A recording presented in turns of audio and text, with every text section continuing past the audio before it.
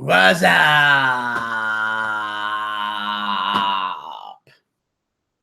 Boochcast fans, listeners across the internet, radio waves. This is Vinny Bucci, aka the Booch, and this is that time again. Once again, yet again for the Boochcast. What's up, everybody? It is Friday, November 18th, 2016. It is high noon, and it is the end of the week here on the Boochcast. And we have a very special show here today. And the primary reason that it's special is because, unfortunately, Desmond Dagenhart is not here today. There's no Desmond in studio.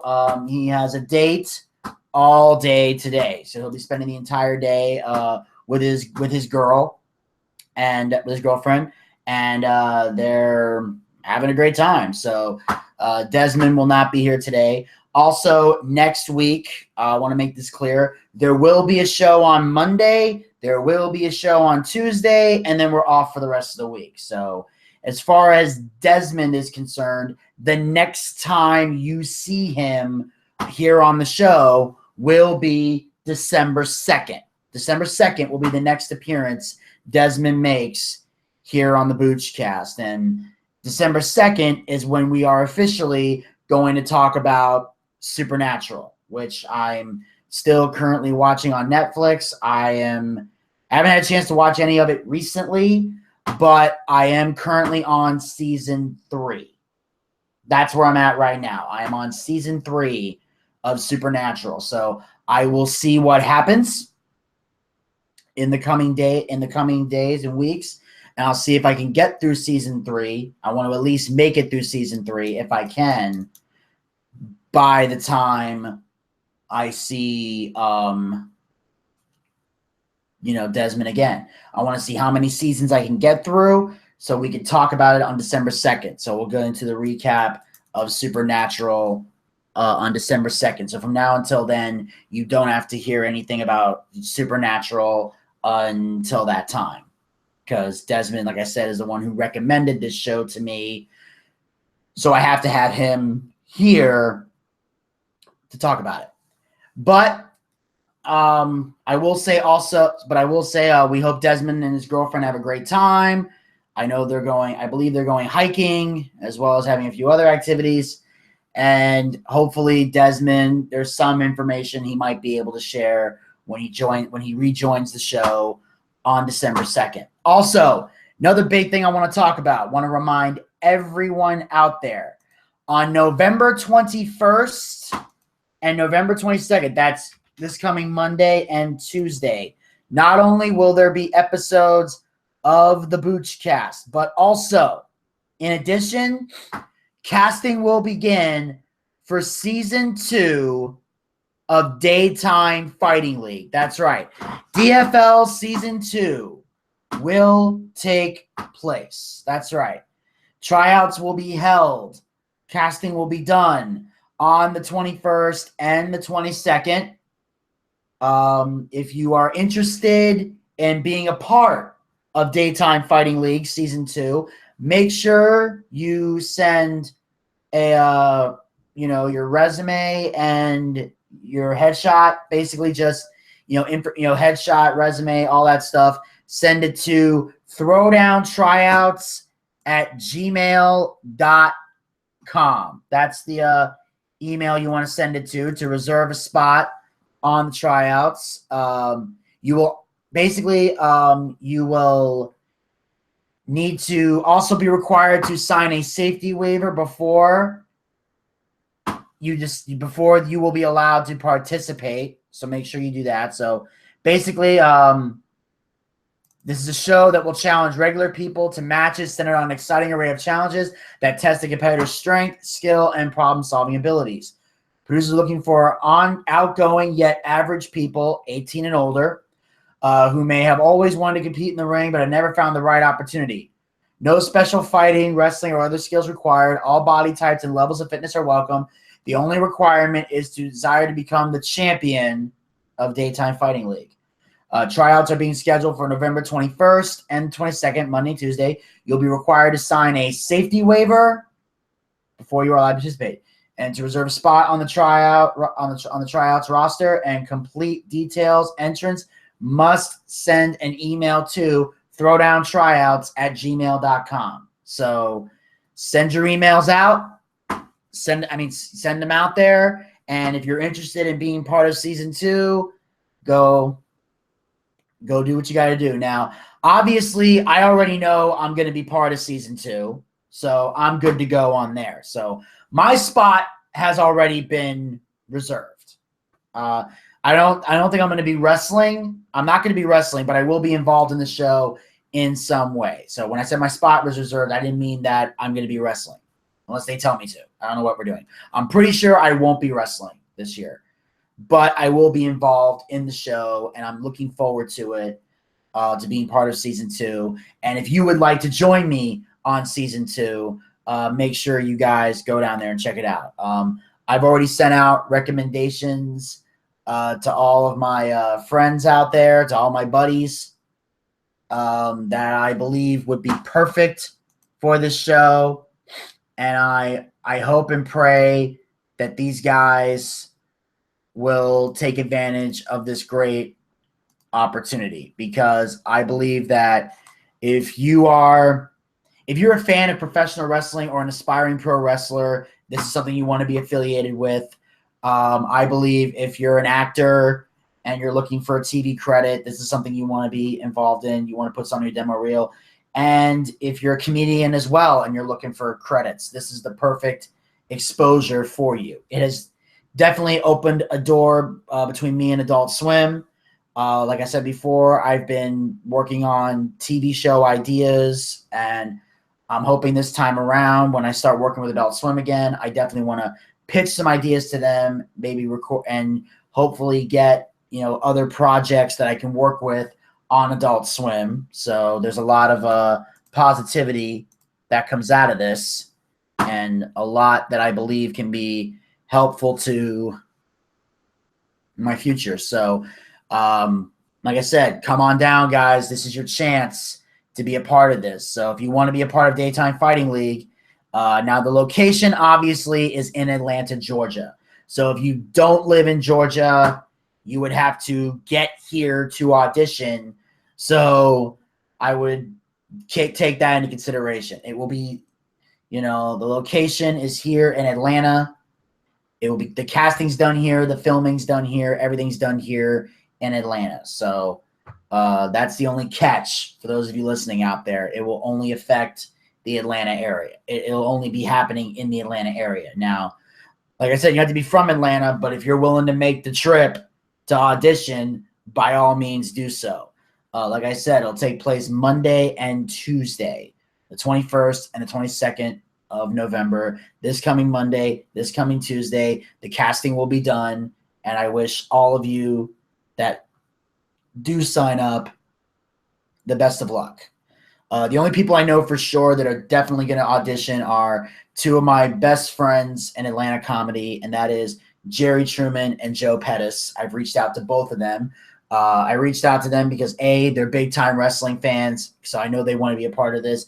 B, I know it could help them out tremendously, especially if they win and advance to the next round. There's a lot that can happen in this show, and I think these guys have the outgoing personalities necessary to do well on this show, and I think that they will definitely have something amazing to bring to the table. And I think that these guys, they have what it takes. So I'm wishing them the best of luck in their auditions. I hope they get to be part of. I hope I get to work with them in season 2. So I'm going to send that out one more time. Throwdowntryouts@gmail.com. Send a headshot, information about yourself, and they will get back to you and give you all the information you need to come down and audition. So best of luck to all of you. Make sure you guys get at it. And also, another big thing I wanted to talk about here on the show was something that makes me happy and sad at the same time, which I didn't even think was possible, but it is.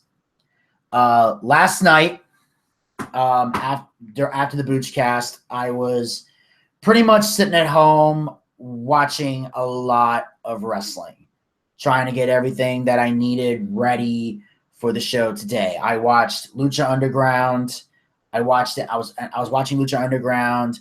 I was watching NXT. I get halfway through NXT when all of a sudden I get a Facebook message from Jamie Bendel of the Punchline calling me up to tell me to make sure I call Marcy because they needed a host for the show tonight. They were having a comedy show. Headlining the show was a gentleman that I met by the name of Johnny LaQuasto from Gotham Comedy Live and Wrestling Compadre Slamcast, which is featured on AfterBuzz TV and Podcast One. And I actually got to meet Johnny, and I found out he actually has a job to potentially become a wrestling commentator in Kansas City, and it's going to pay him a good ton of money. So he's considering taking the gig. Hell, if he doesn't want it, I'll take it. And basically, it's a guy that's looking to bring back the wrestling territories, and the guy has like a ton of money, and he's putting it all into this wrestling business, into this wrestling company business that he's trying to put together. And they need they need commentators, and Johnny looks like he's going to do it. He actually has a wrestling show on Fox Sports 1, which I think is awesome because, you know, they're starting to realize that wrestling is becoming popular and they're getting wrestling-related shows on networks. Kind of like how Jonathan Coachman has Off the Top Rope on ESPN, where he interviews WWE superstars. So now Johnny is getting a show on Fox Sports 1, which I think is awesome. And so I called Marcy. She said, "Am I available?" And I said, "Yes, I am." I told her I'd be there. Hung up the phone. And I was so excited because I finally got the opportunity to MC. I finally got the opportunity to host at the Punchline. This is something big that I've been wanting to do for a while. I mean, I've been wanting to work at the Punchline for a while. And I've been wanting to host there for a while I wanted to get into the MC rotation and eventually work my way up to feature and headliner someday. But I know MC is the perfect way to get your foot in the door. So I was really trying to get in. So when they called me, I was excited. As soon as I was done, I jumped in the shower because I hadn't had a shower yet. So I took a shower, shaved. Well, I shaved first, then I showered. I had a shave and a shower, got dressed, threw on my suit, which I had just gotten back from the dry cleaners, and it was still in the plastic wrapping, so I had never touched it. I took it out of the plastic wrapping. I put the suit on. After drying my body, of course, can't, forget that part. Throw on the clothes. I get in the car. I drive to the club. I get to the club as fast as I can. I'm stuck in traffic, which was horrendous at this hour. It was insanity trying to get to the club, but I managed to make it in time. I will say I had an interesting moment where a car dead stopped in the middle of the highway. I thought it was because of traffic, but it turns out it was a wide open road, and this idiot was trying to merge into another lane to get off and exit. So I'm pissed about that. Then for some reason, we're all stopped on the highway. This one lady got out of her car. I don't know what she was doing, checking a tire, what, but she's holding up the lane. All the other lanes are going by really fast, and we're all stuck behind this stupid bitch. And she finally drives. So then I get so now I'm dashing through. I'm zigzagging. I'm doing all this shit. I'm trying my best. I mean, I didn't go too far over the speed limit, but didn't get any tickets. So I'm good. Boom, boom, boom. I pull in to the driveway. I pull in. No, it's not driveway, to the parking lot. I go in to the Punchline. And I discover that that the show ends up getting canceled due to lack of an audience. and we were shocked. Mostly because on Thursday nights, we tend to get a decent crowd, but for some reason, nobody showed up. So we basically ended up just talking, hanging out, hoping that a crowd would show up, but for some reason, we didn't get a crowd that night. And then, of course, but Marcy was still, professional and good to all of us. She gave us money for the day. She still paid us for the day. And and even though I did get paid, I was still disappointed because I really wanted to perform and I really wanted to host. And apparently Johnny was trying his best to get people to come out. I had posted on Facebook and Twitter trying to get out, but apparently we couldn't get a crowd, and it was a little bit disappointing. I did eventually, I helped Johnny out with an audition tape for something he's doing for crack.com. Then I drove him to the hotel to drop off his bag. Then I drove him to the bar, just being cool. And which I like doing. And I don't, it's not a problem for me. It's a great way to network and meet with people and have a good time. So I never have an issue doing that. Especially since Johnny and I were getting along really well. We were slowly becoming friends. So everything was cool. So we get to the club. So we get to another bar that he's going to hang out with friends. And then I turned around. I went to Crystal's, got the 12 combo with the burgers and 2 sodas and 2 fries, mostly because I was depressed and over it. And when I get depressed, I eat. That's how I deal with my problems. It's not the best way to deal with your problems, but I look at it, it's not the worst way either, in my opinion. Some people, when they're depressed, they turn to drugs and alcohol. I turn to fast food and soda. That's my thing. But so I drove home. I had the food. My mom didn't give me any grief, thank God. And because she ended up answering the door because I usually when I come home, it's just me, but she was cool. She didn't give me any grief. I was able to take my food, go upstairs, finish watching NXT, finish watching TNA. Then when TNA came on, I stayed up to watch TNA. Then I fell asleep, ate the food, then fell asleep. And that pretty much summed up my day. So I'm a little, I'm not mad. And here's the thing, I'm not mad at anybody because at the end of the day, it's nobody's fault that the show didn't happen. Apparently Johnny had found out 2 days beforehand that he was going to headline. I found out, 2.5 hours beforehand that I was going to be hosting. So I did the best I could to post stuff out, and I at least made an effort, even if you get a call 2 hours in advance to host a show or perform at a show, at least put the message out on Facebook and Twitter. As long as you make the effort to put the information out there, I think you've done a good job. You can't, because when you promote stuff, you can't 100% guarantee on social media those people are going to come. That's not 100% guarantee. But when you make the effort to promote, at least it shows you give a damn about the show, which I did. I had the suit on and everything. I was Mr. Professional because I wanted to be taken seriously in my role as a host and an MC.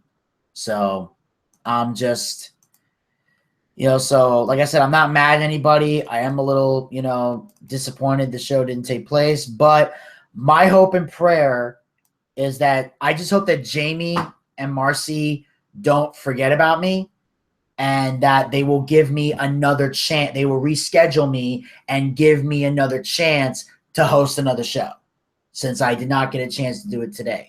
Last night. So I'm hoping, even though I didn't get a chance to do it last night, I hope at some point in the future, I'll get another chance. They'll let me host again. They will bring me back on another day to host a show and, let me have that opportunity to prove that I can host and that I can hopefully get put on an MC rotation because I really would love to do that. Hopefully if I host one night and I do a great job, maybe let me host for a weekend because I know I can do it. I have hosting experience from Bonkers. So I've done it before. The only thing I would need to know in terms of the punchline is if their MC to-do list is the same or different from Bonkers. Because from what I've seen in other situations, from what I've seen on, at the punchline, like Bonkers, they had comment cards. I had to collect comment cards. So I would have Jerry, my assistant, go around and gather up comment cards throughout the show. And he would pick them up, give them to me. I would go through them, sort them out, and then be ready to draw a name on stage. And I would shuffle the deck in front of them, and I'd have somebody else pick it for me. I have like a volunteer. I would pick a volunteer from the audience and have fun with them and joke around and be professional and let them have a great time. And, so maybe now obviously the punchline doesn't do comment cards, but I know they've done like business cards you draw out of a fishbowl or something like that. So I would think maybe, if I, maybe I might have an audience member like say, hey, I'm going to pick a volunteer from the audience, draw a business card out. Don't look, just kind of have fun with that. But that's the only thing I would really need to know. All I have to do is memorize their to-do list and everything else. And the rest can handle itself. The rest of it, I can handle myself. I just need to know what their rules are different from Bonkers rules. But as far as performing and introducing the next act, I've done that before. So I know I can do the job. I just needed the opportunity. And, last night I was excited because I felt this is going to be my opportunity, and then nothing happened. So, like I said, I said it before and I'll say it again. I'm not angry at anybody. I'm not placing blame on anybody. I am a little sad because like I said, I really wanted this opportunity to prove to Marcy, to prove to Jamie, I can do this. And I just hope and pray that I get another chance, that they will reschedule me for another show, bring me back, and let me do it again. If I could get that, I would be happy. That would mean a lot to me if I could have that opportunity again. And all right, folks, and that concludes the feeling sorry for myself portion of the show today, at least for the time being. Another big thing I'm talking about right now is today the WrestleMania tickets for WrestleMania 33 are currently on sale. I'm about to get the tickets later on today. I'm just waiting on one more person to give me a yes or no call, and that's Elvis. I've been trying to call Elvis all day today. He texted me. I sent him a text. He read it, but he hasn't texted me back. I'm assuming he's at work. I'm probably just something around the 1 o'clock hour. I might just call him and see if he wants to go to WrestleMania. And, because I already know I'm going, Zat's going, Desmond might be going. Elvis is obviously going to want to go. Elvis, I'm not sure if he's going to want to go, but I need to find out so that I can go and get the tickets, because I'm definitely going to WrestleMania, because I want to make sure because A, I want to go, and B, I got that guest spot at the Orlando Improv where I'm performing with Kabir Sine and Dolph Ziggler. And I'm very, very excited about having the opportunity to do that. So having that guest spot on a Thursday. So it's going to be an amazing show. I'm looking forward to performing on stage at the Orlando Improv. I'm also looking forward to, on Friday and Saturday, getting a chance to drive around Orlando and have a great time. And then, of course, Sunday, we go to WrestleMania. And then Monday, we would drive our asses back to Georgia after an amazing night of craziness. It's going to be a fun trip.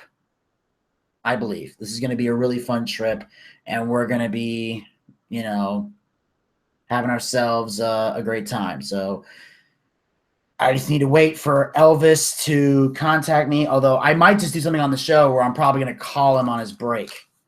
I know he gets a lunch break in about 30 minutes, so I think maybe I might just call him up and see if he's going to do this or not, because I really want to know. I know usually around the 1 o'clock hour he gets a break, so maybe around that time we'll probably talk to him. So I'm excited about the possibility of going to WrestleMania. I hope he calls. I hope he gets a hold of me soon, because I swear to God, if these tickets sell out if these tickets sell out before I can get my hands on them, I'm gonna be one pissed off individual. And I'm wondering why. I'm a little pissed off that Elvis couldn't send me a text saying yes or no. So I'm probably gonna bother him all day today, and I will be pissed if I miss out on these tickets. So anyway, right now here on the Boochcast, what I want to do is I'm going to talk about something interesting that I've been wanting to talk about for a while now. As you guys know, yesterday I played some clips at the top of the show from the movie, not from the show, from the TV show How I Met Your Mother. And the one thing I had the biggest complaint about was the ending of the show. Now, what I was able to find online was the real ending and the alternate ending. So what I'm going to do right now is I'm going to compare the two. So I'm going to start off with, this is the real ending of How I Met Your Mother. This is how 9 seasons worth of craziness boiled down, and this is what we got. Okay, first off, to everyone at this table, I love you guys so much I can't even specific of her. Definitely. To Ted. Don't say it. Thank you for that. A man with more emotional endurance than anyone I know. It was a long, difficult road. Thank God we finally got here. Here. Aunt Lily wasn't wrong. It was at times a long, difficult road. But I'm glad it was long and difficult, because if I hadn't gone through hell to get there, the lesson might not have been as clear. You see, kids, right from the moment I met your mom, I knew I have to love this woman as much as I can for as long as I can, and I can never stop loving her, not even for a second. I carried that lesson with me through every stupid fight we ever had, every 5 a.m. Christmas morning, every sleepy Sunday afternoon, through every speed bump, every pang of jealousy or boredom or uncertainty that came our way. I carried that lesson with me. And I carried it with me when she got sick. Even then, in what can only be called the worst of times, all I could do was thank God. Thank every God there is or ever was or will be, and the whole universe and anyone else I could possibly thank. I saw that beautiful girl on that train platform, and that I had the guts to stand up, walk over to her, tap her on the shoulder, open my mouth, and speak. Excuse me. Hi. Hi! I'm The best man. Get in here, get in here. Oh, thanks. Sure. I'm me. Oh, okay. Thank you. Great show tonight. Oh, thank you. You're Cindy's ex-roommate, right? Yeah. And you are the professor. I took one of your classes. Really? Which one? Econ 305. Econ 305. I don't teach. Oh, no. Yeah. Excuse me, I'm going to jump onto the tracks now. No. You were great. You were great. Wait a second. This is my umbrella. I left this umbrella at Cindy's. You totally stole my umbrella. What? No, I didn't. This is my umbrella. I bought this. Excuse me. It even has my initials on it right here, TM, Ted Mosby. Yeah. Once again, Ted Mosby. Those are my initials. TM, Tracy McConnell. No, Tracy McConnell. It's TM, totally my umbrella.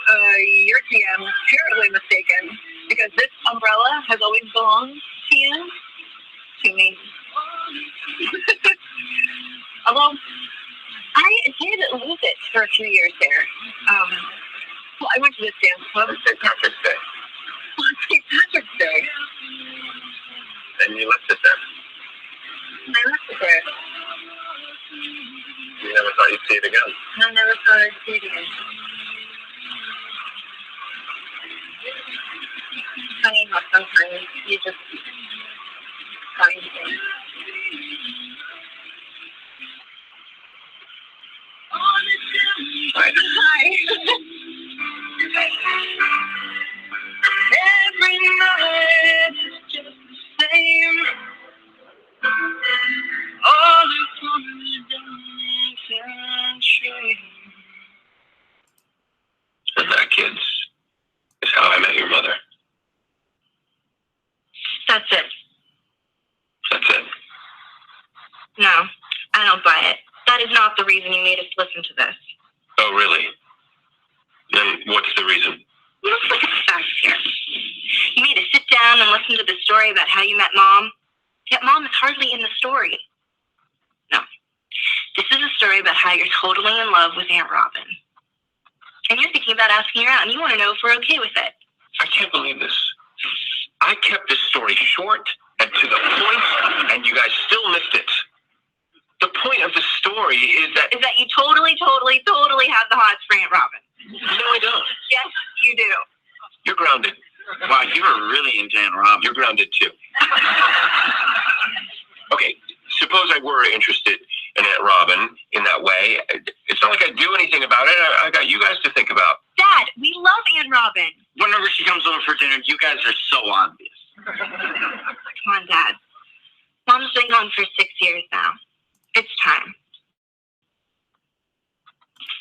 What? I just call her up on the phone and ask her out on a date? Yes! That's something you guys would want? Yes!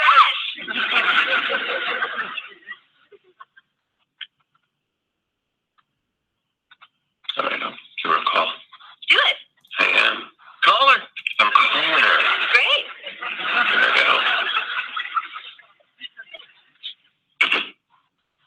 Or.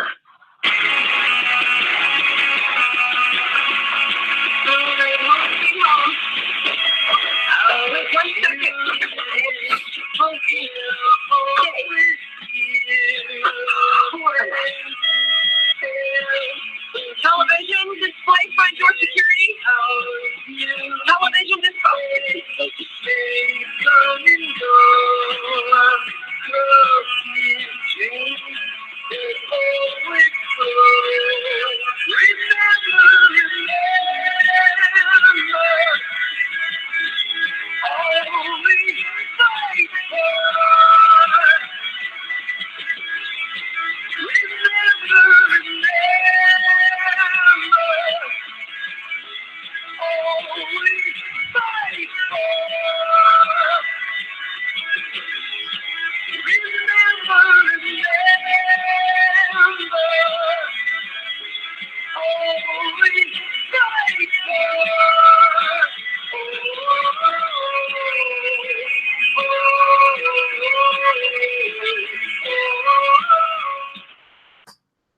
All right. So that right there was the actual ending to How I Met Your Mother, where Ted meets the mom. They fell in love. They got married. They had the children, but then the mom got sick and died. And then afterwards, the kids realize that Ted has the hots for Aunt Robin. So what happens is as that music is playing, Ted gets up, decides to hang up the phone, goes over to Robin's apartment where she's got shorter hair and all her dogs still. And she looks out the window and Ted is standing there with the blue French horn from the very first episode. And Robin's there smiling. And that's supposed to imply to us that Ted and Robin are now together. Ted and Robin are now dating. They're about to get married. They probably got married. And that the kids have given Ted their blessing because they love hanging out with Aunt Robin. And Robin made it obvious. In fact, at one point when Lily and Marshall were celebrating or having a party, Robin couldn't be there because Barney was there still. Barney was moving on from the divorce. hitting on chicks left and right and everything. But then afterwards, Robin realizes that Ted is now in love with the mother, and Robin is realizing that she was supposed to be with Ted and missed her opportunity because she wasn't ready to have kids. She didn't want to settle down, and her and Barney ended up not working out. And now they've moved on, and that's how it's supposed to end. Now, some people actually didn't like this ending. Some people felt it made sense. Some people had issues with it. I did, just for the simple fact that, what the hell kind of ending is that? If you're going to have an ending like that, why take us through 9 seasons of it? That's what bothers me, is all this other stuff. And I found it ridiculous, and I found it, a lot of fans disappointed in it. I found it was inconsistent with a lot of things, and, there were a lot of things that did make sense at the end of it, but, it ended up, just disappointing a lot of people. Even though in general, this was one of the funniest shows on the planet. And now, that's the real ending. That's how the show actually ended. But then I found out later there was an alternative ending. Now, here's how the show could have ended.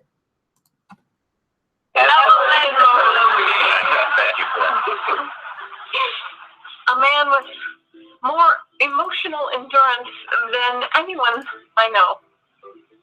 It was a long, difficult road. Thank God we finally got here. Here.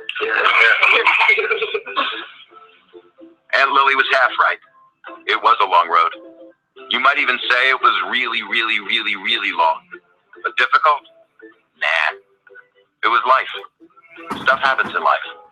Things fall apart. Things get put back together. When I think how lucky I am to wake up next to your mom every morning, I can't help but be amazed at how easy it all really was. All I had to do was get out of the apartment for a couple hours so Uncle Marshall could propose to Aunt Lily.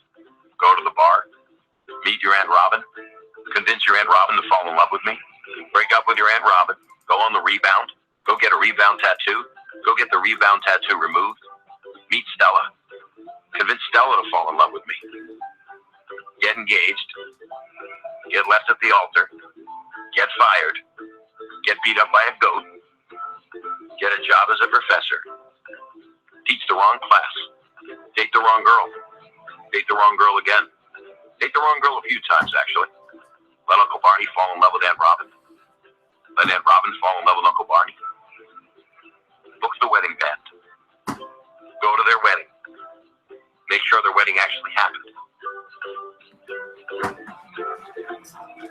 leave a little early, be in the right place at the right time, and somehow summon the guts to do the stupidest, most impossible thing in the world.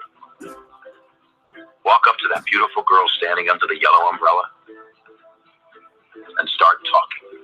Excuse me. Hi. Hi! I'm The best man. Yeah, get in here, get in here. Oh, thanks, sir. Okay. Okay, thank you. Great show tonight. Oh, thank you. Yeah. You're Cindy's ex-roommate, right? Yeah, and you are the professor. I took one of your classes. Really? Which one? Econ 305. I'm 305. I don't teach. Oh, no. Yeah. Excuse me, I'm going to jump onto the tracks now. No, don't. You were great. You were great. Wait a second. This is my umbrella. I left this umbrella at Cindy's. You totally stole my umbrella. What? No, I didn't. This is my umbrella. I bought this. Excuse me. It even has my initials on it right here, TM, Ted Mosby. Yeah, once again, Ted Mosby. Those are my initials. TM, Tracy McConnell. No, Tracy McConnell. It's TM, totally my umbrella. You're TM, terribly mistaken. Because this umbrella has always belonged, TM, to me. Well, I did lose it for a few years there. So I went to this dance club. St. Patrick's Day. On St. Patrick's Day. And you left it there. And I left it there. You never thought you'd see it again. And I never thought I'd see it again. Funny how sometimes you just find things.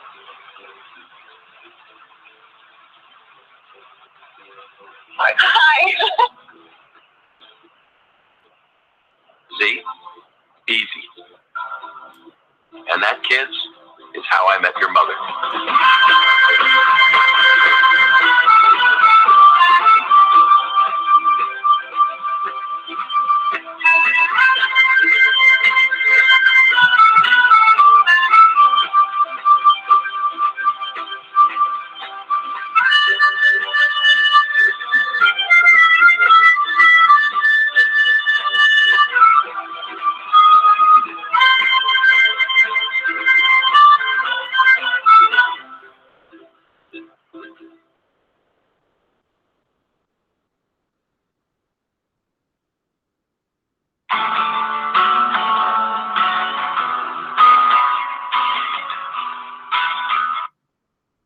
Okay. And that was the alternate ending where it just ends right there. The train comes by. They showed the clips of the guys when they were younger from the first season. And then the yellow umbrella floats away. And most people believe that's how the show should have ended. And I would have liked that ending so much better. So much better if we had seen it that way. I feel like that would have been the great ending that everybody wanted. And you know, here's the thing. Happy endings are a formula in movies and television. I know they sound cliche. I know people like to do twists and turns, but trust me, it's a formula that always works.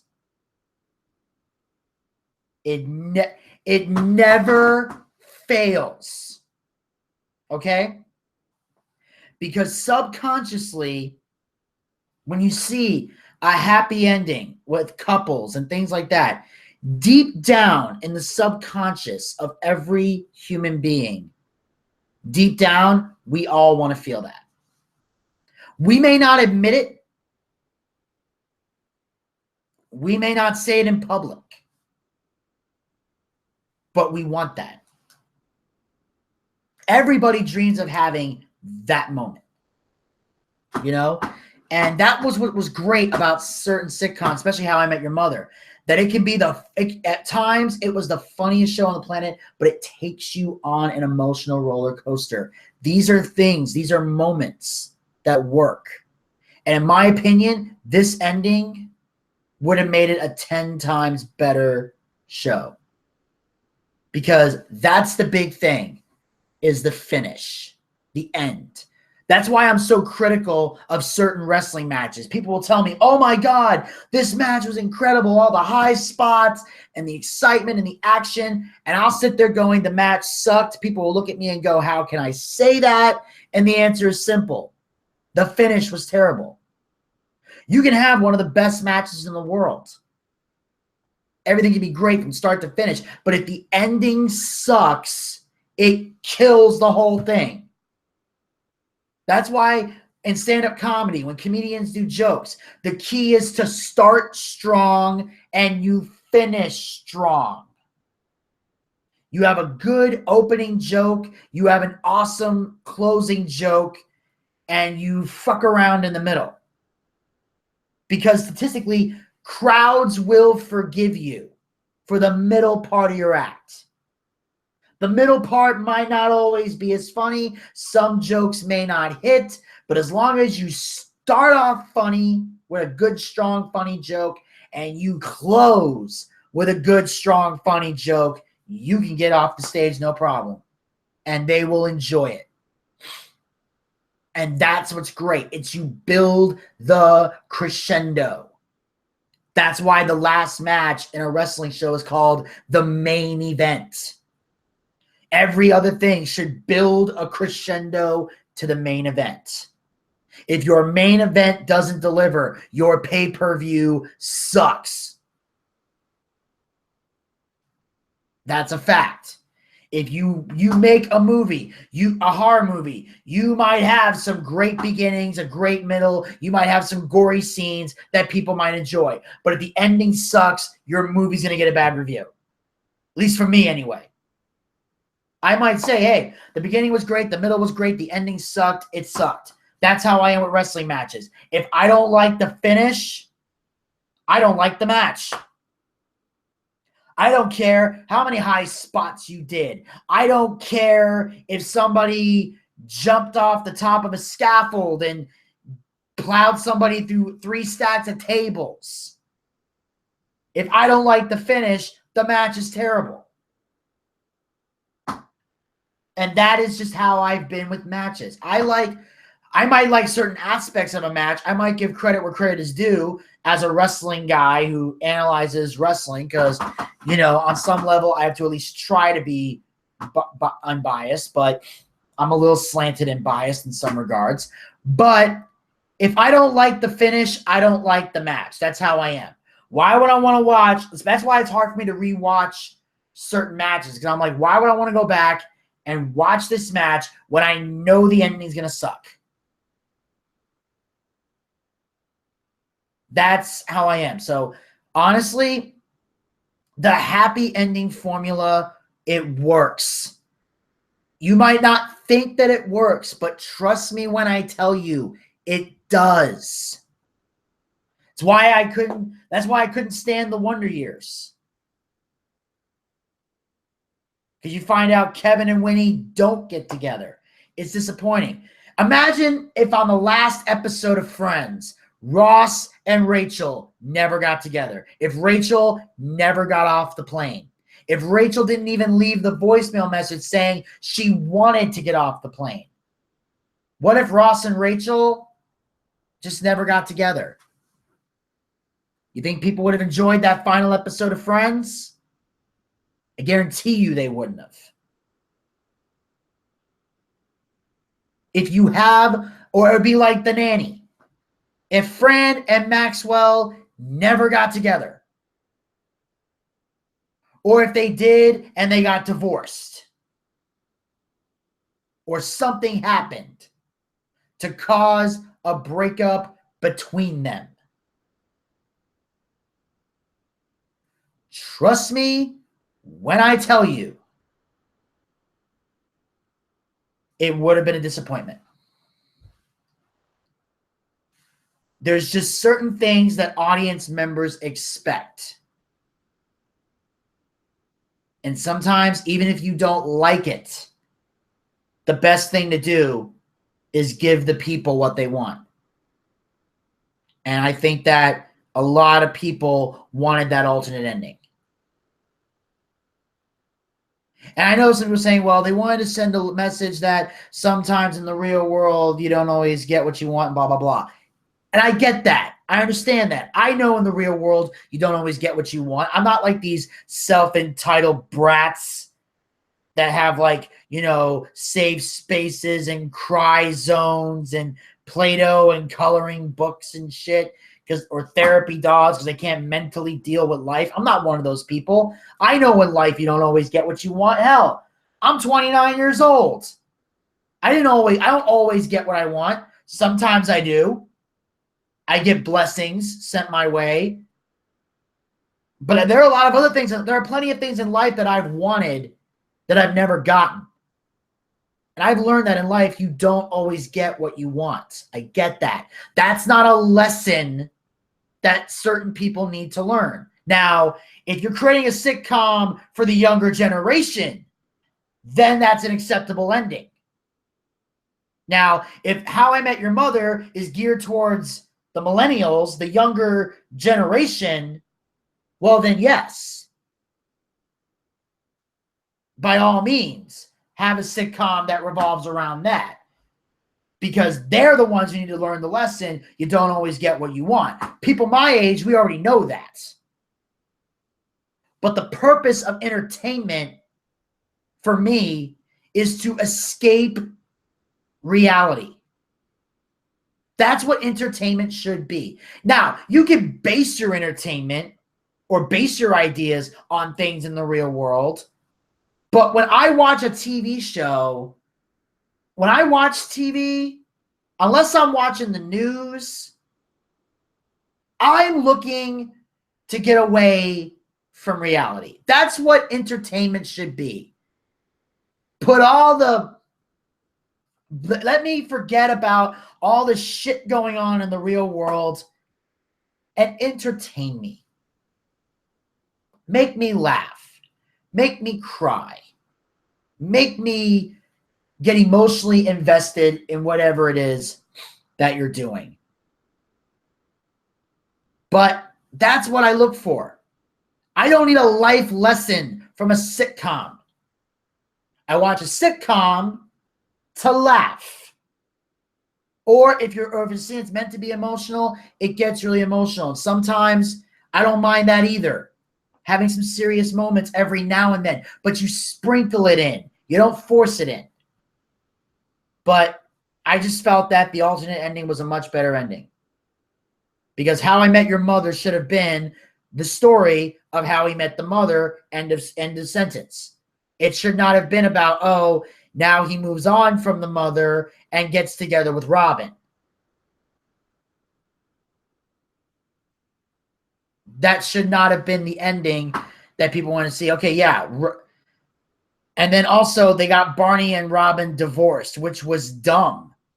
Especially since Barney finally found that emotional moment where he burned the playbook, allegedly. And then you found out later he kept the playbook, but he's not using it for himself. He brought it back out to help Ted.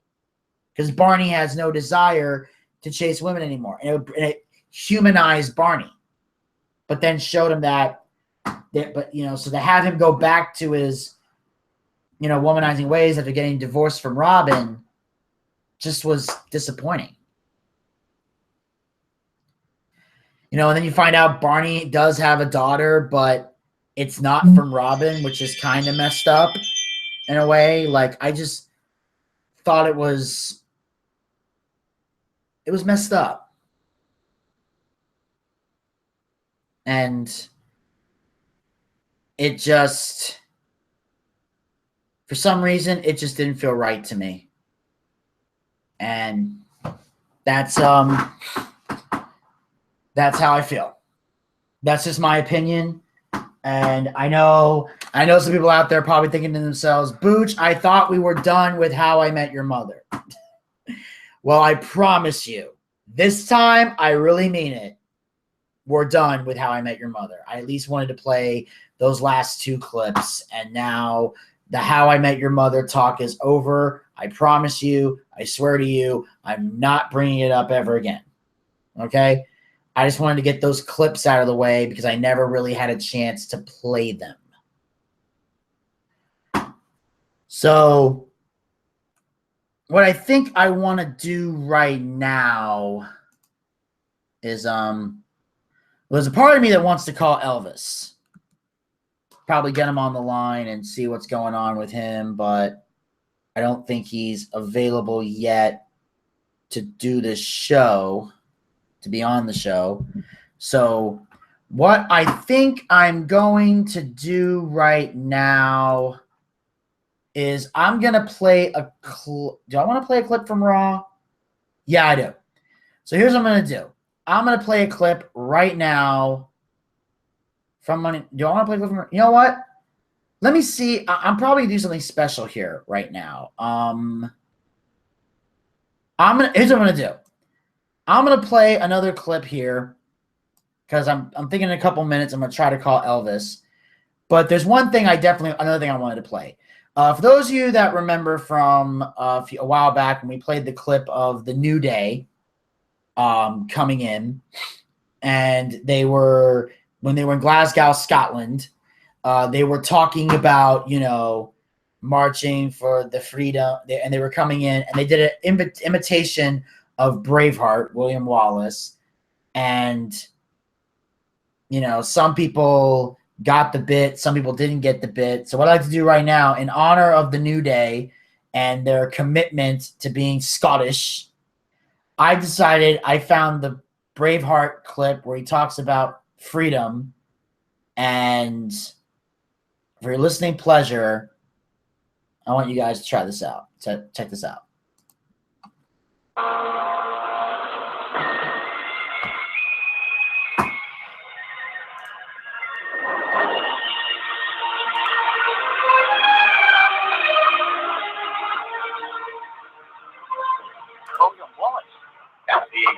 was falling up.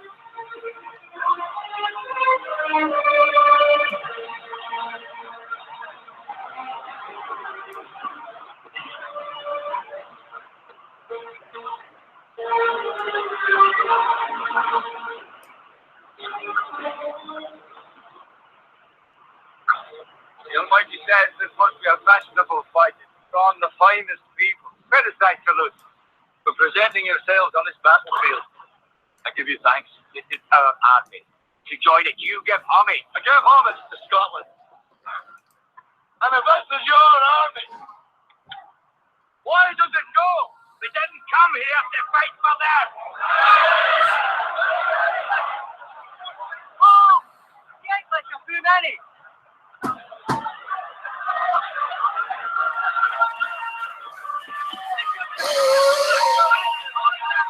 Sons of Scotland, I am William Wallace. William Wallace is 7 feet tall. Yes, I've heard. Killed men by the hundreds.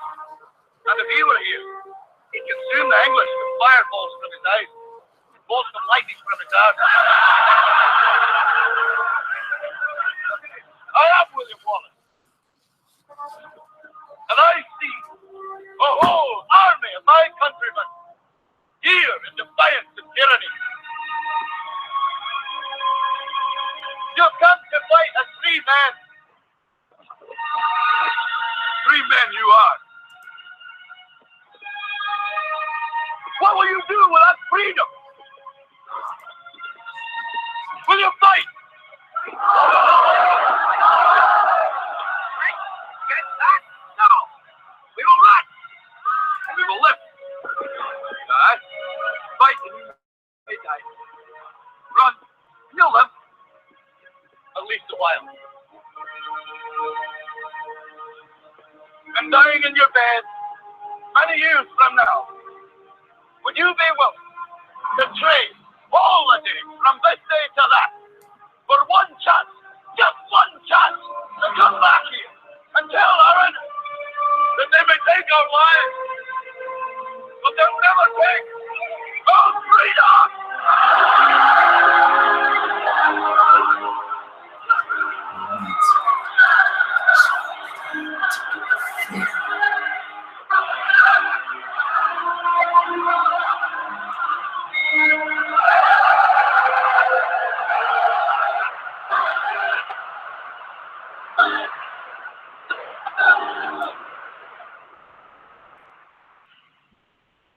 Aye.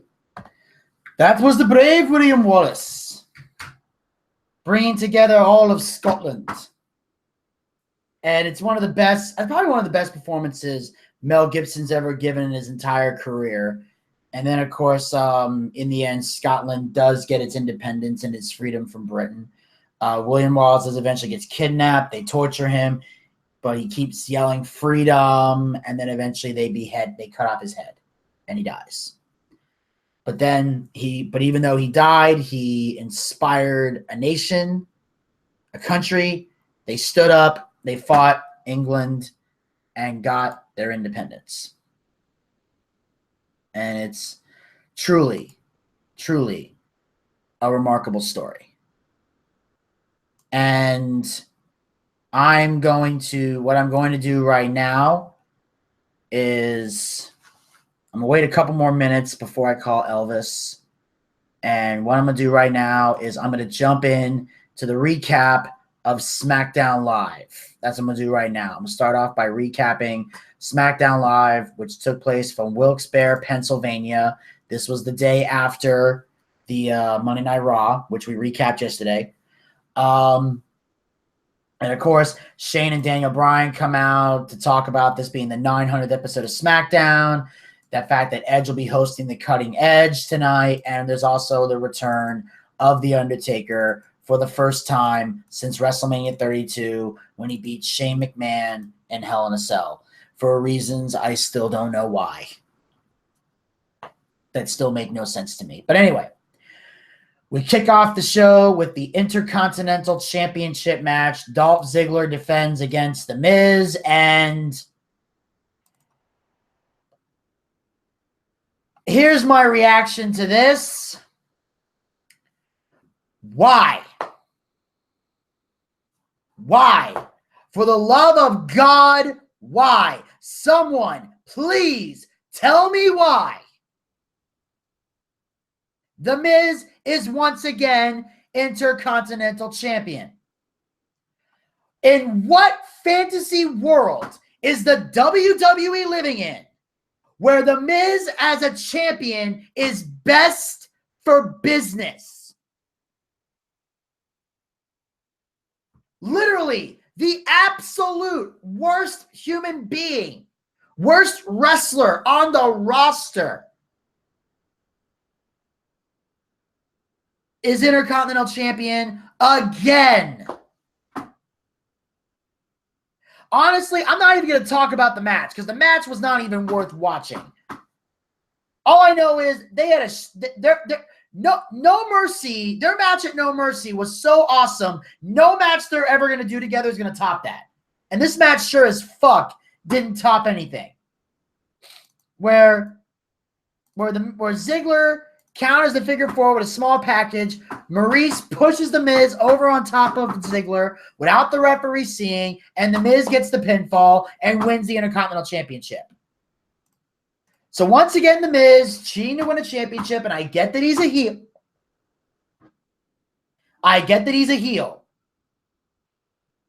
But why are they burying Dolph Ziggler? What did Dolph Ziggler do to piss off the WWE so much? Does he show up late to events? Did he sexually harass one of the women? I'll just say divas. I don't give a fuck. Did he sexually harass one of the divas? Does he owe Vince McMahon money and never paid him back? Did he say something inappropriate to Stephanie McMahon that, on camera that Triple H took as offense and decided we're going to bury him? Why do they do this? Why are they so obsessed with shoving The Miz down everyone's throats? Nobody likes him. Nobody respects him. I have not met a single wrestling fan on the fucking planet that is a fan of The Miz. Not one. Roman Reigns has a bad reputation, but at least he has a fan base. I can see why you push Roman Reigns. I know wrestlers don't like him. I know a lot of wrestling fans don't like him, but he does have some level of a fan base. What fan base does The Miz have? I've never met anybody that was a fan of The Miz. Never once did I meet anybody that likes this guy. Even when he was a baby face, nobody fucking liked him. You have so many talented wrestlers that get released on a consistent basis, and this fucker still has a job. This wannabe reality star who poses as a wrestler, who nobody likes, nobody respects, and he has done nothing in this business worthy of holding any championship. Nothing. The Intercontinental title is supposed to go to the best in-ring worker. The Miz is far from it. And the fact that he gets put over against people who actually can wrestle, who actually can work, and who actually have talent is appalling to me. This is the most disgusting thing I have ever seen on SmackDown. Already, I want to shut the show off. And the only reason I didn't is because of the Boochcast. Because of you, the listeners, the viewers. You're the only reason I even bothered to keep watching after this. Because if I didn't have this show, I'd have stopped right there. I wouldn't have bothered to see the return of The Undertaker. I wouldn't have bothered to see the Cutting Edge. Because at that point, nothing else on this show meant anything to me. Not a goddamn thing. How the hell do you do? The only logic I could see behind this is that they want to bring the Intercontinental title to Raw So they're going to have The Miz lose to Sami Zayn. And then The Miz ends up being the reason the title goes to Raw. That's it. That's the only reason. What other reason would there be?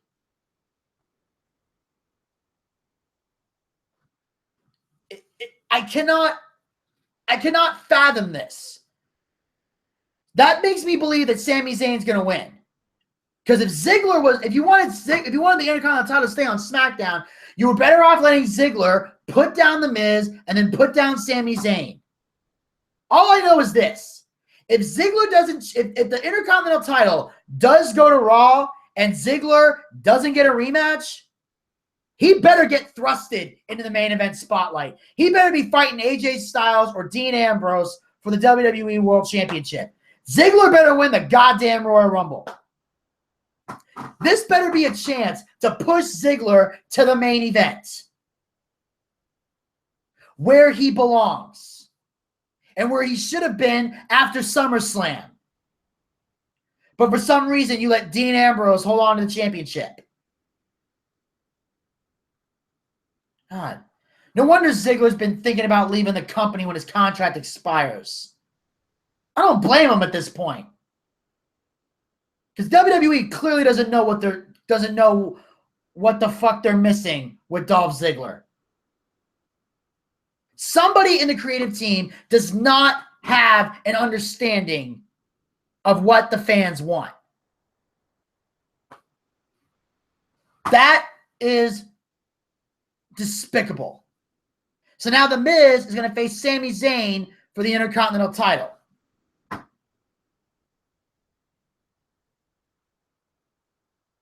And if The Miz wins that, I may not even watch SmackDown anymore. Or I'm definitely skipping his segments. I'll tell you that shit right now. That is just goddamn ridiculous. The whole thing is goddamn ridiculous. All right.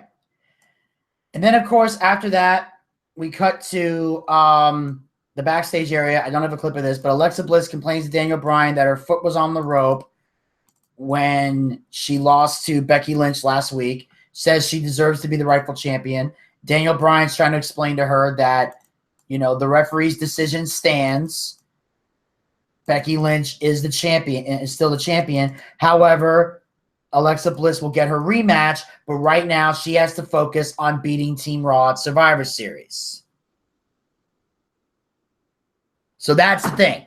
So right now, Alexa Bliss, whether she likes it or not, she has to coexist with Becky Lynch, as well as Nikki Bella, Carmella, and Naomi. They all have to get on the same page to face Monday Night Raw, to face Team Raw. And then she says that Alexa Bliss will get her rematch. And I hope that she does. And I've said this before, and I will say it again. I hope when she does get her rematch, it's in a ladder match. I want to see a ladder match. That's what I want to see. I want to see them in a ladder. Becky Lynch, Alexa Bliss, hang the women's title above the ring, climb the ladder, grab the championship. That way they can top the Hell in a Cell match. So make the match happen at TLC. Becky Lynch, Alexa Bliss, ladder match. That's what I want to see. You just had the women fighting a Hell in a Cell match. You can't tell me the women can't have the ladder match. Otherwise, you're putting the Raw women over the SmackDown women. So they need to make this innovative, and that's the only way to do it. You can't give them a tables match. The women have already done a tag team table match years ago, so that's not going to be special. Give them a ladder match.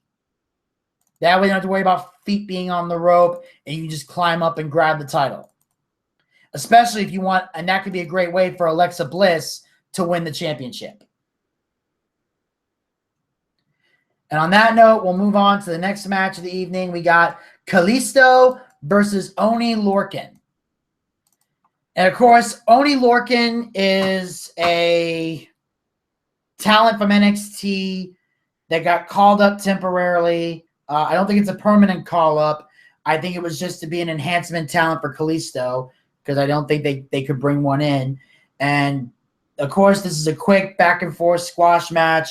Kalisto hits, Oni Lorcan does get a charging uppercut and a few stomps in, and then a couple of uppercuts and a half suplex. But then Kalisto hits a bunch of kicks, does a springboard, slips with a springboard off the ropes.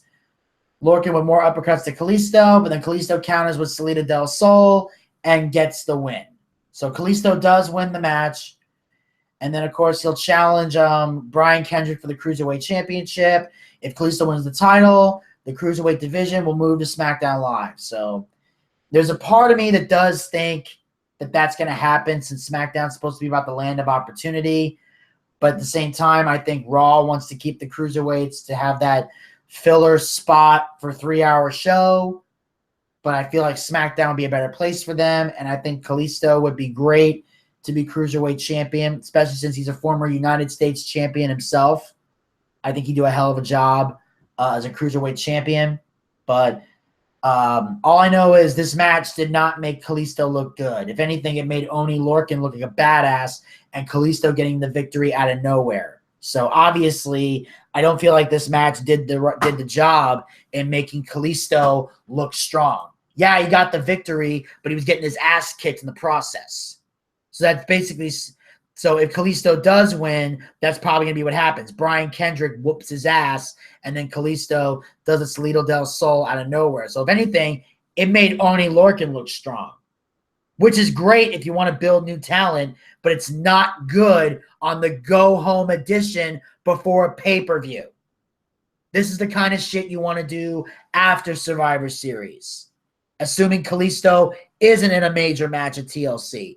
Then you can bring in Oni Lorcan to do that. But that is not how you build someone up going into a big match pay-per-view with everything on the line. Where Kalisto has the opportunity to not only become Cruiserweight champion, but to bring all the Cruiserweights to SmackDown Live and change the course of history. And I just feel like they did a bad job here building up Kalisto, which tells me he's probably not going to win. And then after that, we cut to the back. Then, of course, after that, they show a video package of Shawn Michaels helping Triple H defeat The Rock to defeat The Rock in a world title match, which obviously was a big deal back then. That was the very first episode of SmackDown ever. Then, of course, they showed a highlight of Stone Cold blowing up the DX Express tour bus, which is one of my all-time favorite moments of SmackDown. I think that's definitely a moment I love to look back on. And then we cut to the backstage area, and I do have a clip of this that we're going to play. And this is where we see the SmackDown Live tag teams getting hyped up. And then Heath Slater decides to bring in a motivational speaker who is a big-time legend and someone who truly loves SmackDown. Oh, here we go, baby.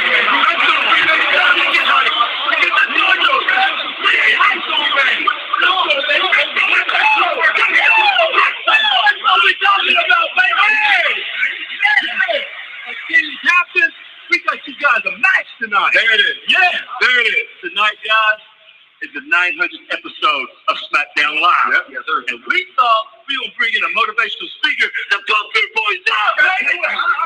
No, who I got? That's who I got. Yeah. Okay. Hear ye. This is I, King Booker, ruler of the SmackDown world. I was summoned at the behest of your captain to elaborate on the significance of the Survivor Series games. In this year, our Lord 1987,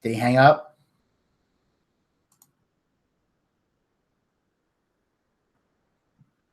Oh. Call was dropped? Oh, shit. All right. Let's try it again.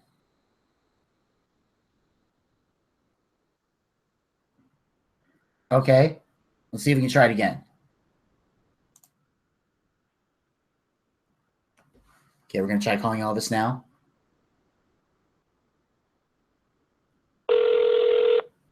See how we do.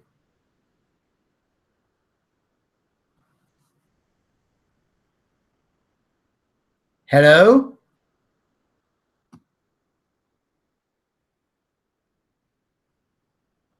Hello?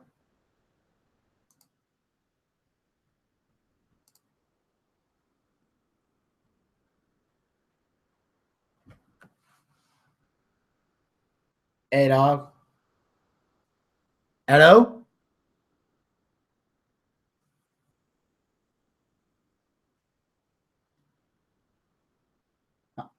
Guess he's not there. All right. Guess he's really busy.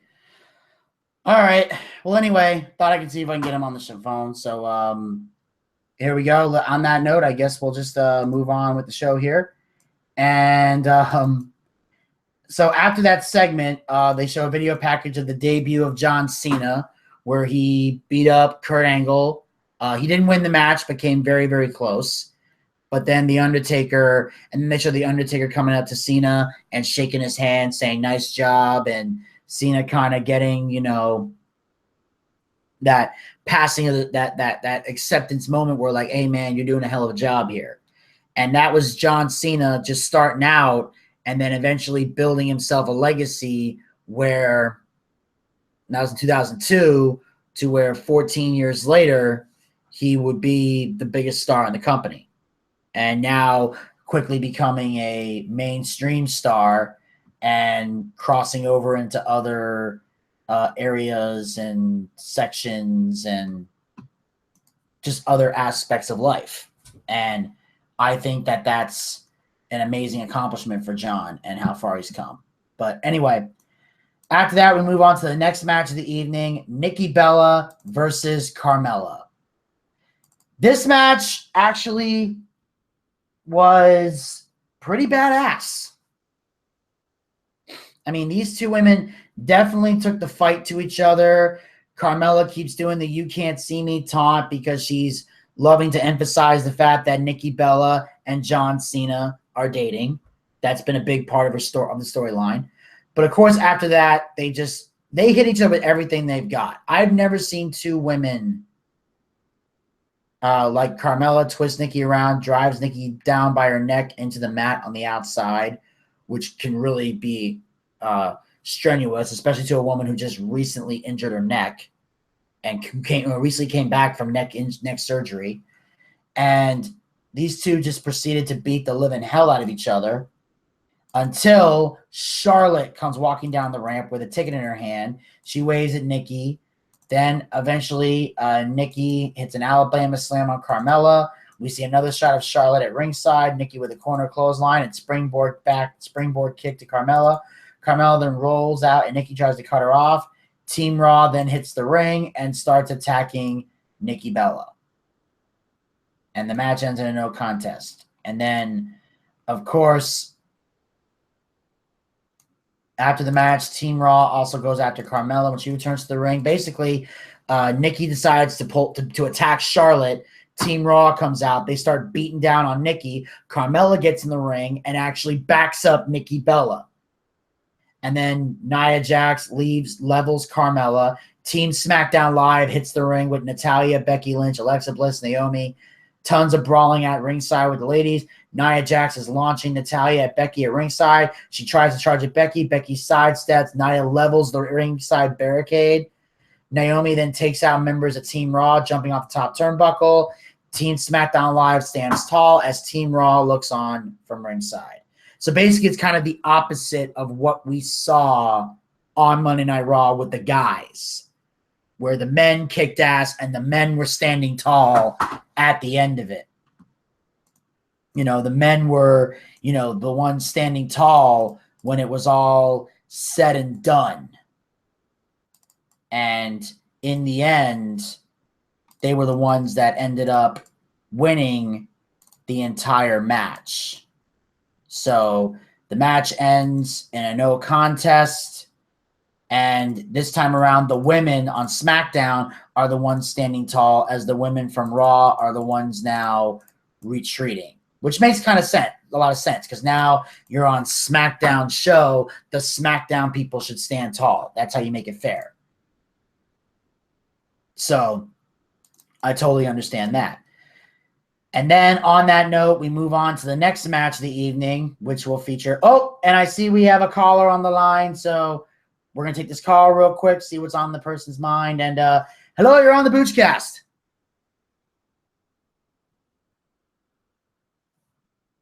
Hello?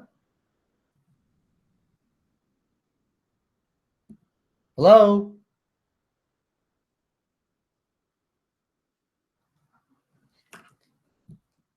Hello? Elvis? Hello? You there? Oh, this is weird. Okay. One call drop, another call. Hey, Bucci. Yes. You can hear me. Thank goodness. How you doing, man? I'm doing great, bro. How you doing?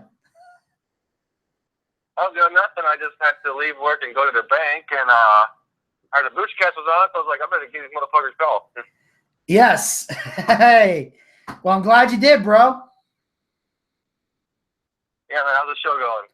So far the show's going great. Right now I'm talking about I'm recapping a SmackDown Live right now. Cool. How was that Ziggler and Miz match? Wasn't it like one of the best matches you've ever seen? Oh yes, it was so wonderful. Are you joking? I mean, you sound kind of like facetious when you say that.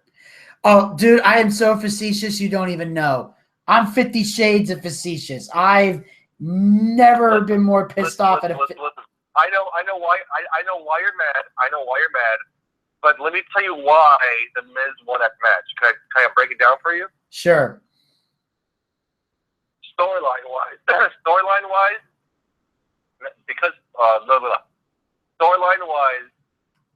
Ziggler had to lose. Now Ziggler had a match where he put his career on a title. He got what he wanted. He got the fire back, so that's back, right? If the IC title is going to leave SmackDown, it's better to take it from from The Miz, than to take it from Ziggler. It only makes sense. Why you have someone who pretty much put his career in the line, which built a great story. I don't care. I know how you feel about The Miz, but he's been doing great work, and his work with Dolph Ziggler has been fantastic. Now, if they're going to change the titles, I would rather Sami Zayn take it from The Miz, being the prick that he is, and bring it to SmackDown. So in a sense, it makes sense. You know what I'm saying? Yeah. I think the trade-off, what's going to happen is the Intercontinental Championship is going to be brought over to Raw with Sami Zayn being the ring bearer, and they're going to make him the big guy for the Intercontinental Championship. Now, they're like, okay, well, you get the United States Championship and you have the United States Champion and the IC title. Well, that's where the cruiserweights come in. I think Brian Kendrick is going to lose and bring the whole division. So instead of having just a belt, they're going to have a whole division to SmackDown. Yeah, and that makes sense. Like I said that's the only logic I could possibly think of with The Miz winning the title is that Sammy's going to win. That's the only excuse I'm taking. Yeah. Because there's no other reason to do that, to put that title on The Miz. Like, none. Unless he's going to get his ass kicked this Sunday by Sami Zayn. That if that happens, I'll be okay. But if The Miz is still Intercontinental Champion of Survivor Series, I'm going to be pissed. Yeah, I think you're going to be okay with the reaction. So I think that's the route they're going because, I mean, why would they have The Miz win it back so quick? That would make no sense. Like, logically on paper, it doesn't make sense. But then again, we know WWE, their logic is never exactly in tune. At the same time, that's what has to be done, and that's what's going to happen. That's what I believe in my heart of hearts. That's what's going to happen. So I think you should be patient. Let some pieces fall wherever they may. I think that's what's going to happen. That's just me. Yeah. I think instead of having a title, they're going to bring a whole division out there. Now, is it a good swap for SmackDown? I think the cruiserweights are going to thrive as opposed to the title. The title is good. Don't get me wrong. I like the IC title. but you don't need the IC title on SmackDown. You know what I'm saying? Like, as much as like it's another title to fight for, maybe they'll do some kind of trade-off, but another pay-per-view where maybe when they do something with Roman Reigns, the guy, maybe he's the one who fucks it up, and they send him packing to SmackDown. So that could be another option too. Yeah, that could work. So I mean, you got two options there. But geez, I am lost right now. You know what? Though, let me call you back in 1 second. I was supposed to go to Wells Fargo, and it looks like it didn't take me there. So let me call you back in 1 second. All right. All right, 1 second. Okay.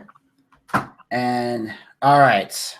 And I hope Elvis does call me back because I really want to talk to him about WrestleMania. I've been trying to get him on the phone. I finally get him on the phone, and I swear to God, because if I miss out on WrestleMania, I'm going to be pissed. But anyway, on that note, we got the Spirit Squad, the Ascension, the Vaudevillains, and the Headbangers versus the Usos, the Hype Bros, American Alpha, and Breezango. So basically, 4 of the tag teams that got picked and 4 of the tag teams that didn't get picked were in this match. And in a way, I like the fact that we got to see this because it reminds me that we actually have more tag teams on SmackDown than I had originally thought, which I kind of like. So I did like that aspect of the match. The crowd was chanting, "We want Slater," even though Slater and Rhino were not involved in this match, which is saying a lot for Heath Slater and Rhino, but not saying a lot for the actual show itself. But I will say this. Obviously, the Usos team was going to win because they're the 4 teams that are going to be representing SmackDown. They're the ones that are going to be representing SmackDown in the traditional Survivor Series match. But here's the big issue that I have. Why did the Headbangers, why did Thrasher have to take the pin? Why do they constantly insist on burying the Headbangers into the fucking ground? I don't get it. They're a tag team from the Attitude Era. They're former WWE tag team champions. Why do you bring people back for nostalgia and then just fucking demolish them like they're nothing? What message are you sending? What are you trying to accomplish?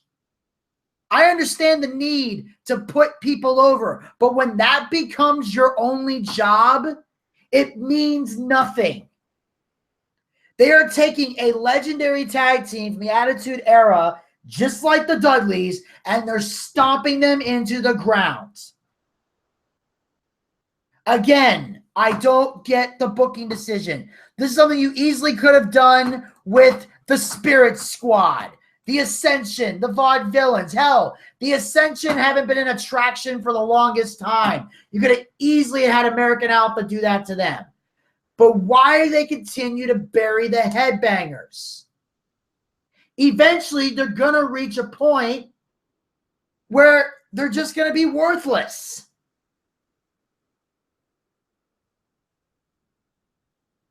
And you can't do that to a big-name tag team. You should be saving the Headbangers for teams you really want to put over and let them beat everyone else. Especially with a tag team division that for a long time has been lackluster.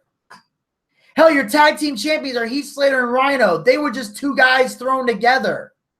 At least these teams are real tag teams.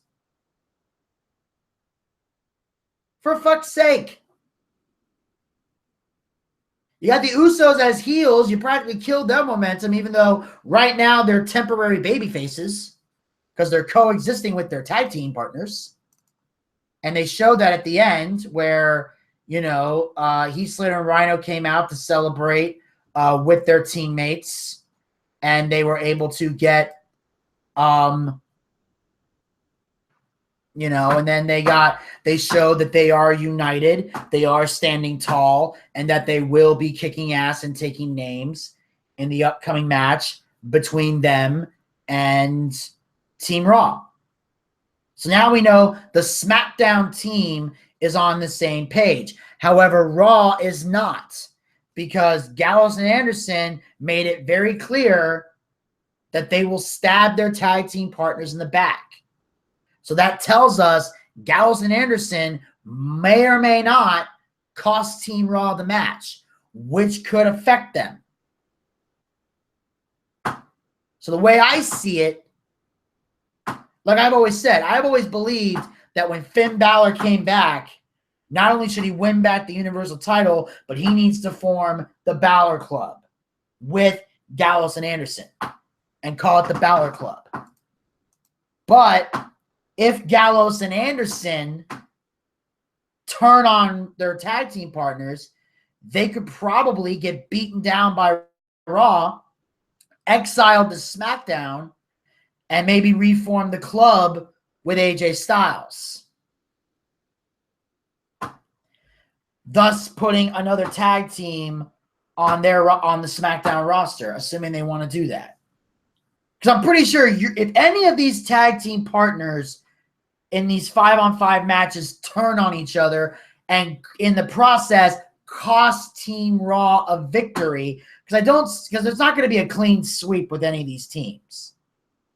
I think that could result in repercussions. I don't know how you can betray your team in a match and stay on their roster. If anybody turns on their partner in this match and that costs them the match, they should be exiled to SmackDown.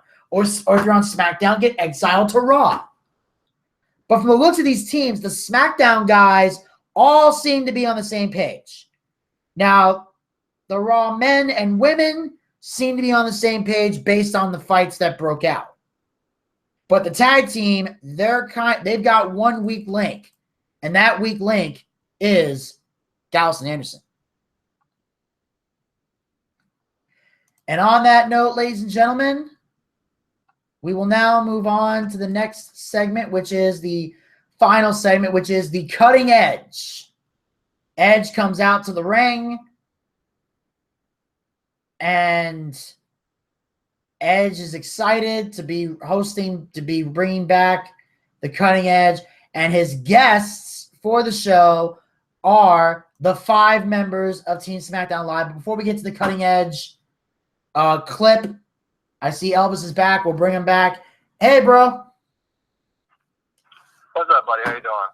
Doing great. Hey, so they got you on the line. There's one very important question I need to ask you. Okay. Today, the WrestleMania tickets go on sale. Zach and I are planning on going to Orlando. Do you want to go with us? Oh, it all depends. How much are your tickets? Well, that's what I'm trying to find out. See, basically, I have to check them online. I've been trying to get confirmation before I do that. The cheapest tickets are $38, assuming those are available. Oh, wow. That's the cheapest. The most expensive is $1,000, but that's not an option, obviously. But $38 is the cheapest. What are you talking about? You can't shell out $3,000 for your best friend? What kind of friend are you? Well, actually, I just found out that the most expensive is $2,000. And you can't shell out $6,000 for your best friend? Dude, I'm broke as shit. I couldn't shell out $2,000 for myself, let alone $6,000 for friends. No, let's do this. I'll be a true friend. You pay for those tickets, put it on credit, and we'll sell your ass in MOK. See how much money you get between now and WrestleMania. Oh yeah, that's a true friend. Not only am I paying for the tickets, I am hustling to reimburse my own money. Well, you get to do that, and not only that, you get paid to get laid, buddy. I mean, that's every man's dream. We're turning over so many tricks. Silly rabbit, tricks are for kids. You'll just. Oh man, your tricks are gonna be making a lot of money, buddy. But yeah, I'm interested in going. Like, I get up at work after 5 o'clock, and then I want to discuss books. I want to see what the prices are, the time frame, because I think we can do it for sure next year. And plus, we can look into hotels and see what's going to cost to go there. So, I've never been, so I'd love to go. I've always said for years I wanted to go, and now I think I might have the capabilities of doing it. So, yeah, I'm interested. Do you work tonight? No, I don't work tonight. The thing I was trying to do is I just want to make sure we get the tickets before they sell out because they go on sale. They're on sale right now. Oh boy. Oh snap. Well, it's only like $30, $40 or something. But the thing is, I really want to look at the diagram of the seating and how it looks like. Plus, I want to take time off from work. So time off from work is going to be a problem. And I really want to go. And if I do go, we're going to go to Orlando. We're probably going to be there a day before. So I want to get into some trouble while we're in Orlando. So yeah, I'm definitely in. So like tonight when I get off of work, we'll look at the pie chart and see how the seats are arranged and how everything looks. And fuck yeah, it's gonna be an amazing night. All right. Well.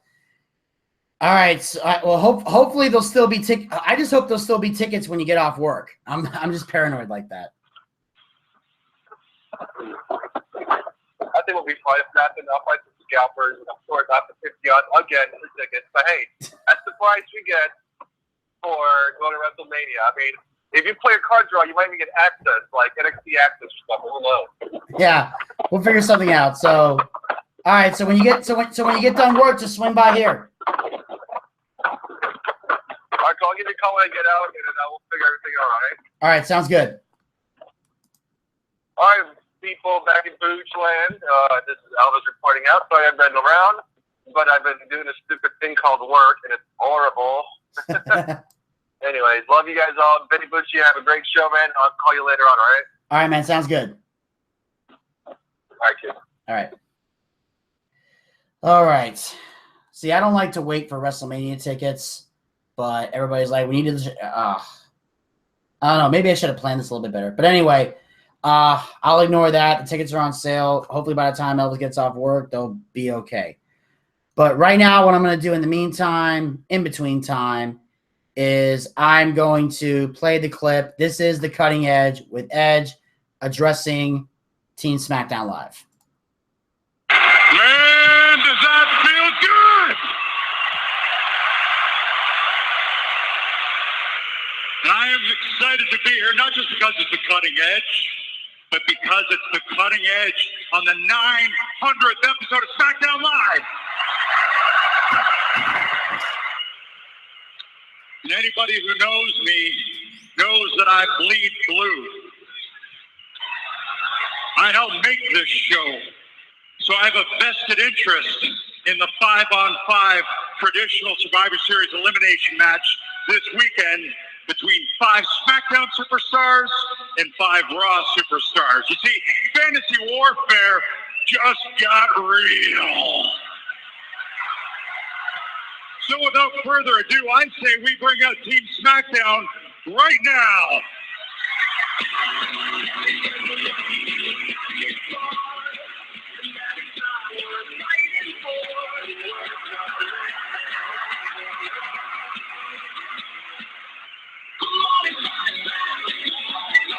Led by Captain AJ Styles, Dean Ambrose, the Commissioner, Shane McMahon, the New Wyatt family, represented by Bray Wyatt and Randy Orton, and the mascot James Ellsworth.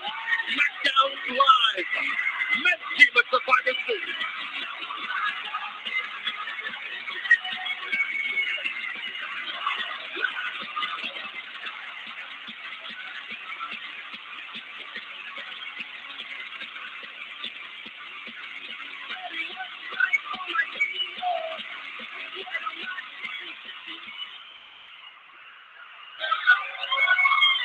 You know, I've been watching SmackDown since the brand split.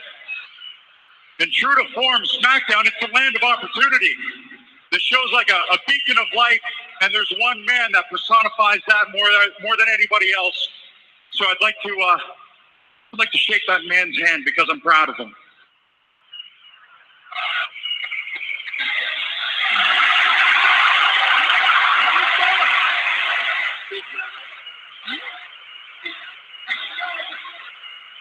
Edge, I've been a fan of you my whole life. It would be a true honor for me to stand next to one of the forefathers of Smackdown Live and do a 5-second pose.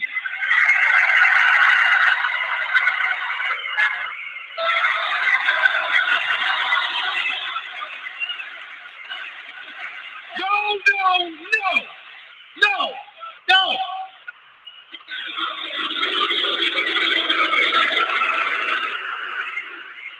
It was stupid then. It's stupid now. 5-second pose.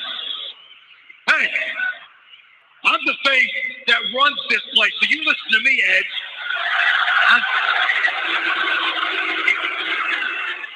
No one cares about Ellsworth, huh? And no one cares about you either.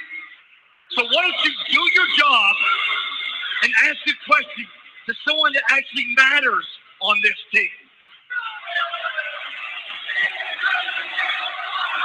I'm ready for your question.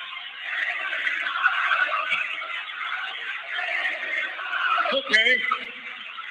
Randy. My former partner in Rated RKO.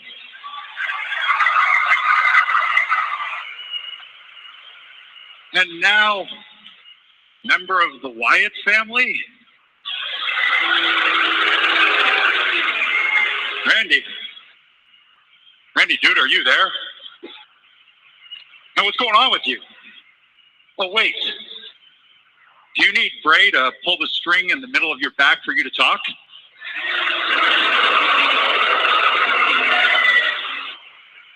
The Randy that you once knew is dead. But don't you worry, Edge. Because come this Sunday, the entire world will see a far more dangerous Viper than ever before. Man, Shano, you got your work cut out for you. If you want this Survivor Series team to survive and be together at Survivor Series, come on, man. Listen, no.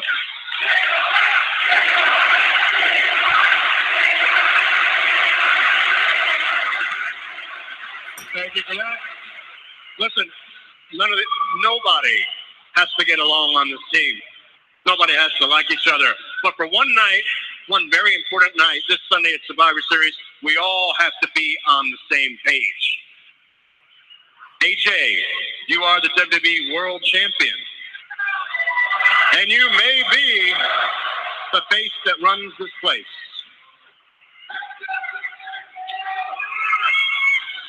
But one thing's for sure.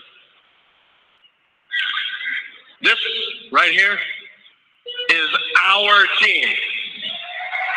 Ours. This is the money show. And since you love your little cliches, maybe as it just pertains to you, maybe you'll be competing from now on Shano Smackdown.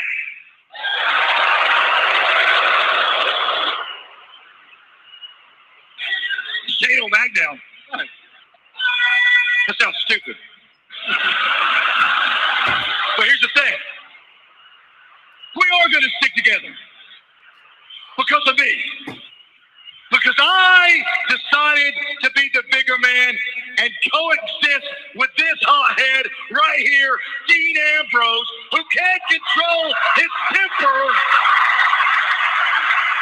And without warning and not sticking to the plan, punches somebody on Raw. Hey, you started this, hothead. Who are you calling a hothead, bonehead? I'm cool in the gang. You're just lucky. You were lucky. I agreed to play nice until after Survivor Series. Because as soon as that match is over and our team wins, I'm coming after you. December 4th at the TLC pay-per-view, I'm going to use every table, every ladder, every chair in that arena, and I'm going to take my championship back. Oh, yeah. Oh, yeah. Yeah, I agreed to play not the Survivor Series, but maybe I will, and maybe I won't. You ever think about that? Maybe I'll take you out trying to freaking mountain.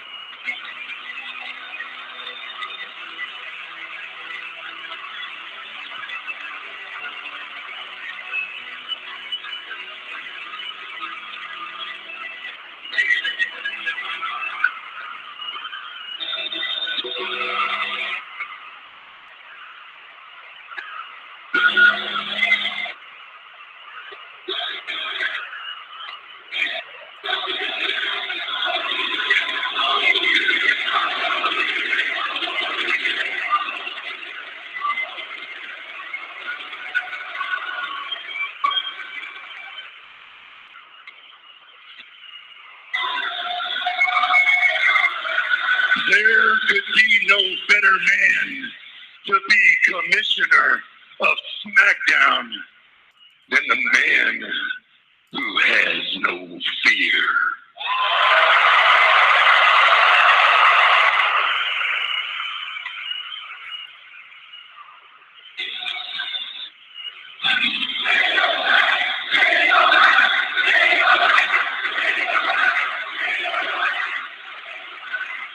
You know, I'm here tonight for two reasons. One, WrestleMania will no longer define who I am.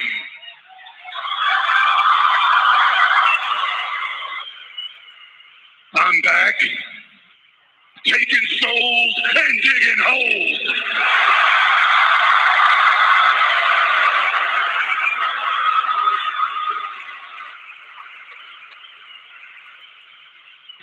Survivor Series was where The Undertaker was born. And Smackdown has always been my home.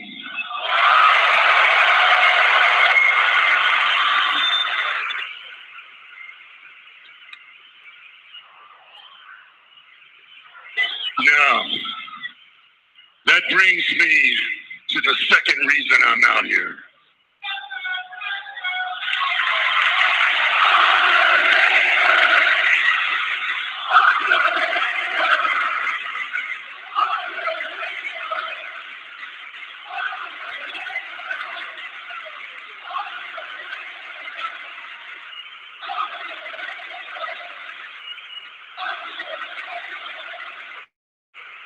At this year's Survivor Series,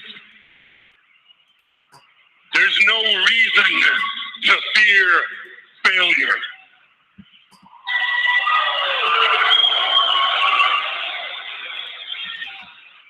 But if you fail,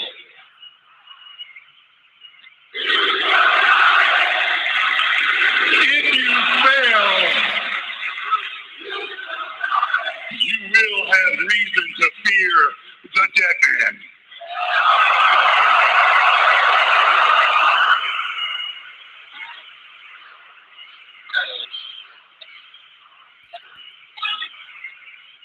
Team Raw,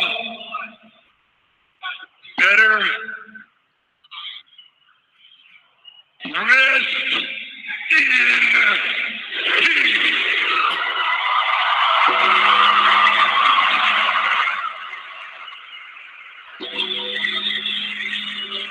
The dead man has laid down the law. This Sunday at the 30th Annual Survivor Series, it's all about brand supremacy. That's right. It's all about brand supremacy. Which team is better, Team Raw or Team Smackdown? The 5-on-5 men, the 5-on-5 women, the 5-on-5 tag teams. Sami Zayn versus The Miz for the Intercontinental Championship. Sami representing Raw, Miz representing SmackDown.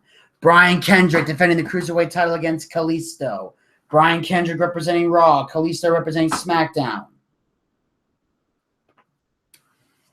And also the entire Cruiserweight division being on the line. And then, of course, the main event, the only match that doesn't involve brand supremacy, Goldberg versus Brock Lesnar.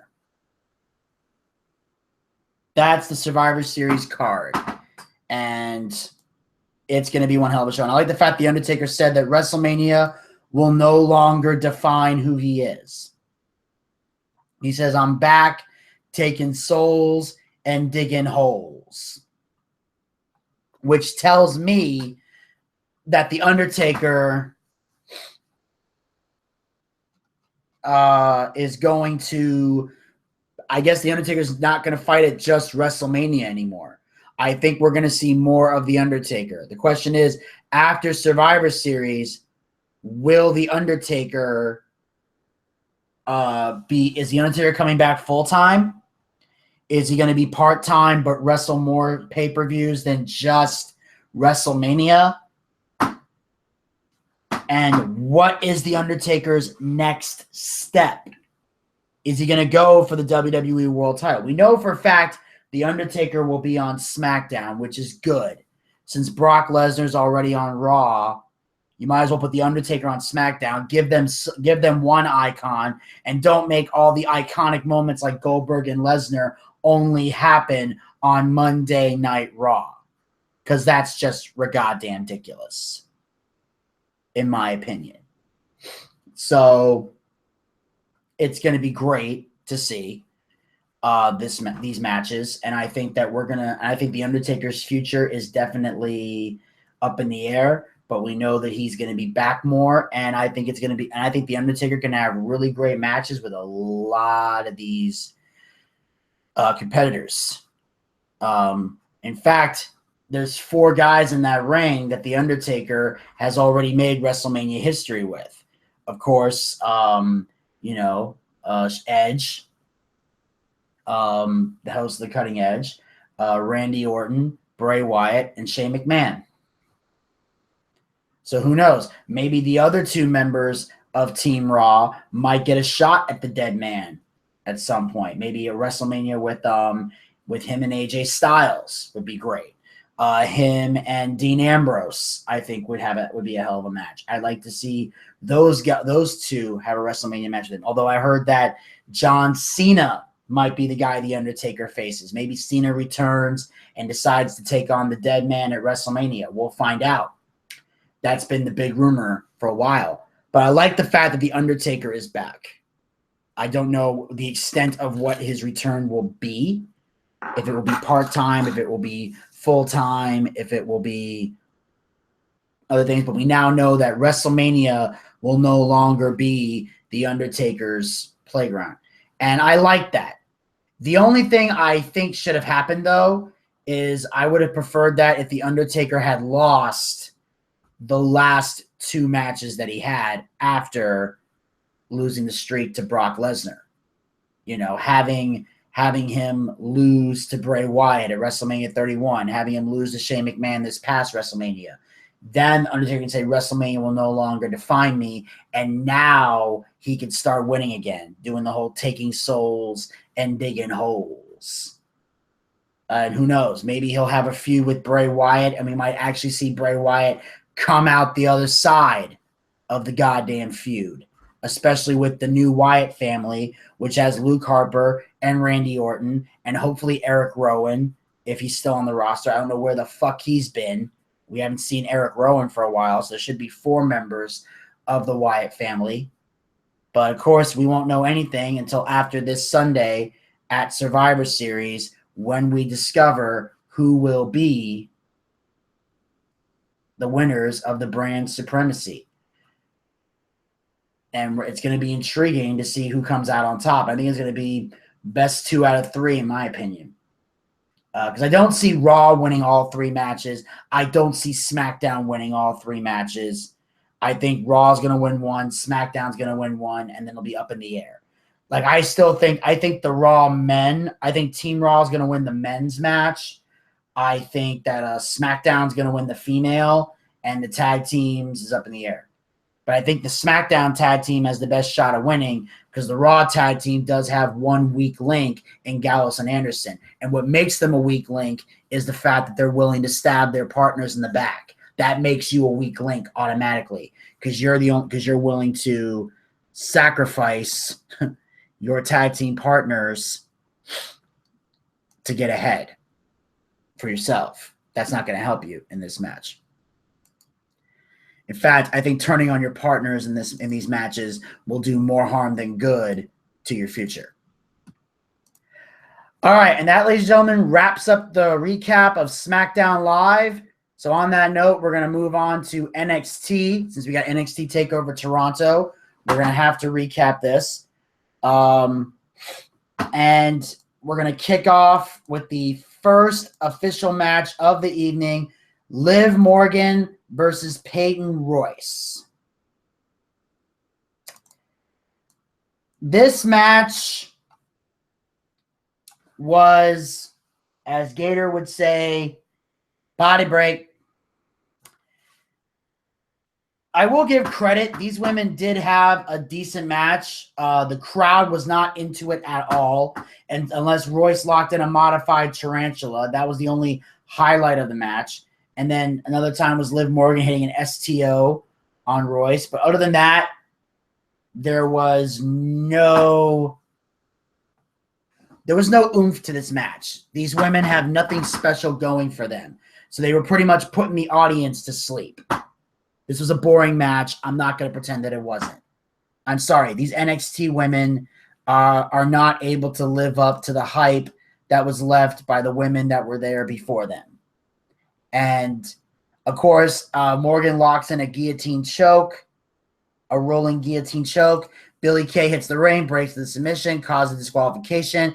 After the match, Billie Kay and Peyton Royce beat down on Morgan. Aaliyah hits the ring, but is quickly dispatched. Then Ember Moon runs down, hits a springboard splash on Kay and Royce, and Morgan and Moon clear the ring. So now it looks like Liv Morgan finally has some backup in the form of Aaliyah and Ember Moon.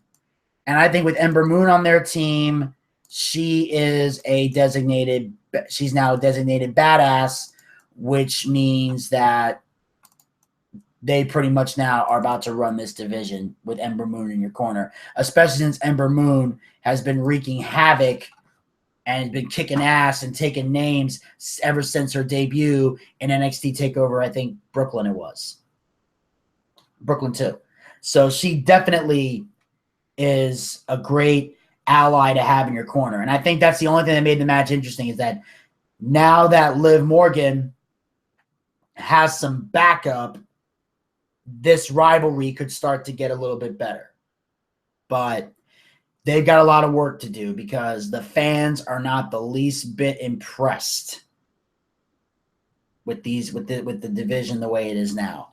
I think they've done a very bad job of building it up.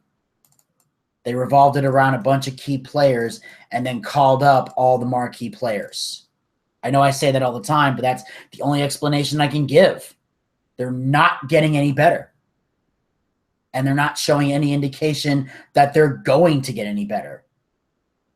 So this is not good. Not good at all. And on that note, the lights go out and there's a big thing that says the return is next. And they've been hyping this up for a few weeks where the return coming up, the return. And the whole time everybody's thinking to themselves, what return? What the hell are they talking about? Is it the return of Hideo Itami? Is somebody else coming back from WWE down to NXT? What is the big hype surrounding the return? Well, here was, for your listening pleasure, the return.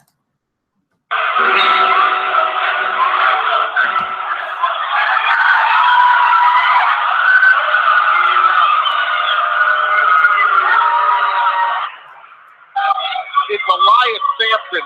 The return was the Drifter.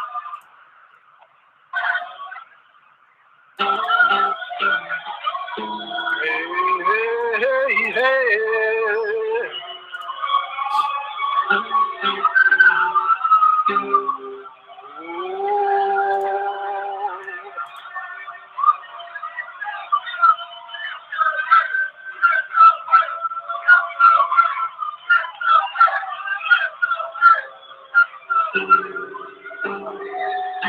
Hello, I'm Elias Sampson.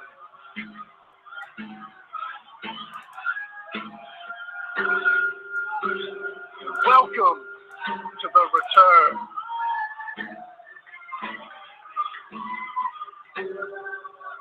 Now the Drifter once again.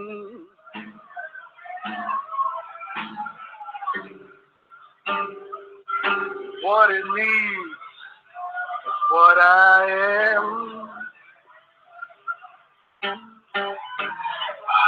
Hey,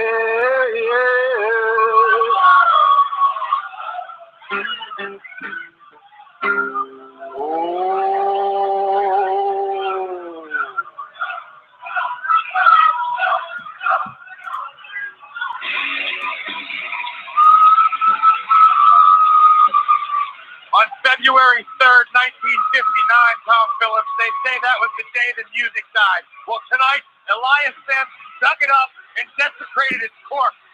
What just happened? I'll tell you what just happened. A hyped up return for weeks and weeks just became the most disappointing thing ever. Now, personally, I've had mixed feelings about Elias Sampson. I've liked his gimmick. I just felt that it needed more explanation about who he is, why he does what he does. And I felt that NXT did a bad job of doing that. Now, the crowd hated this. They've already chanted "drift away," throughout this entire match. And they've done it in multiple ways. They would chant, drift away, drift away. Even in New Day style, drift away, drift away, drift away, drift away. There's been multiple ways that this has been done. Multiple ways. And now,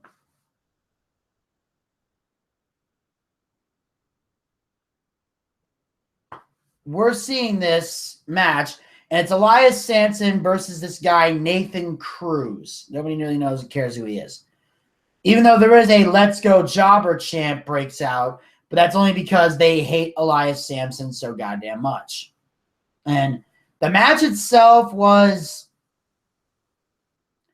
basic wrestling, not a lot of fun, not a lot of thrills. This is a squash match. Samson in the end hits the roll of the dice.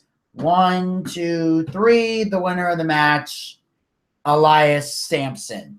And like I said, this is a big disappointment for everybody. This was not a good return. And again, Elias Samson, he's like, what it needs is what I am.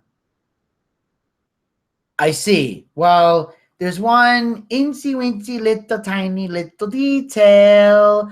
No one knows who you are.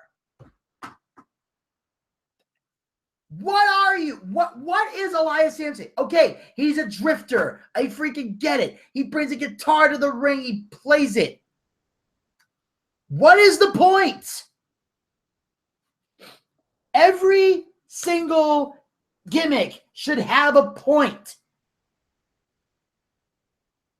Nothing makes sense about Elias Samson. Nothing. Nothing.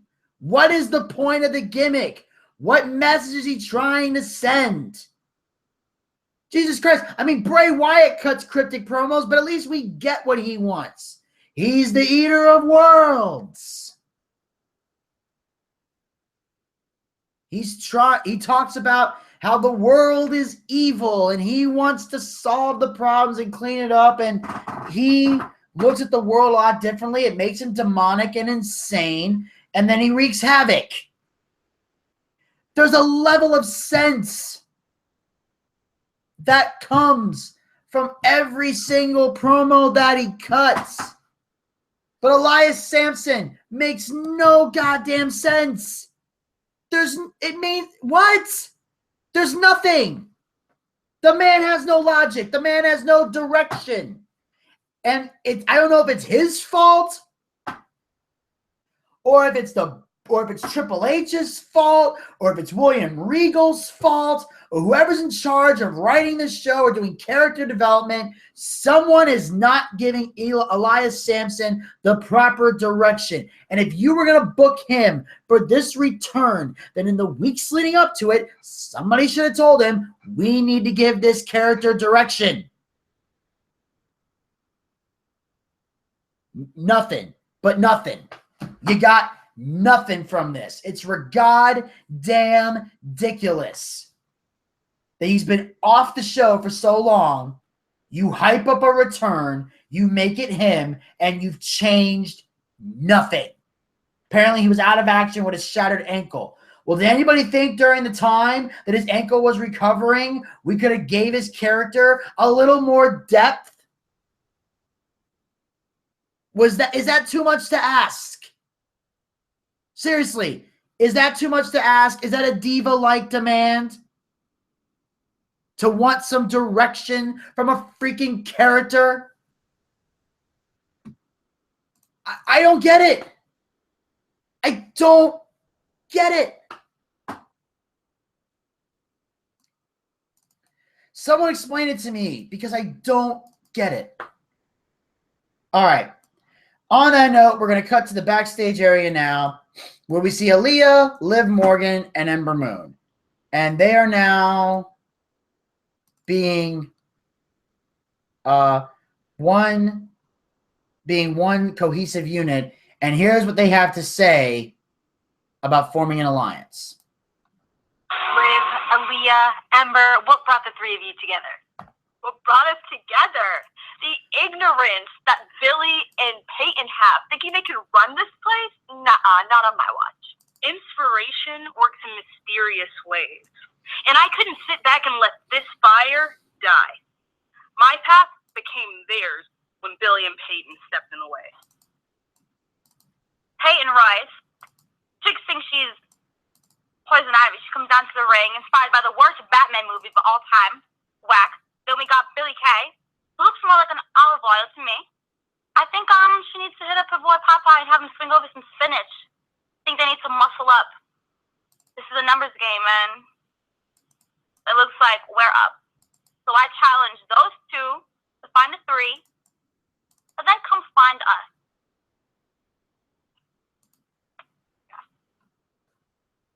All right.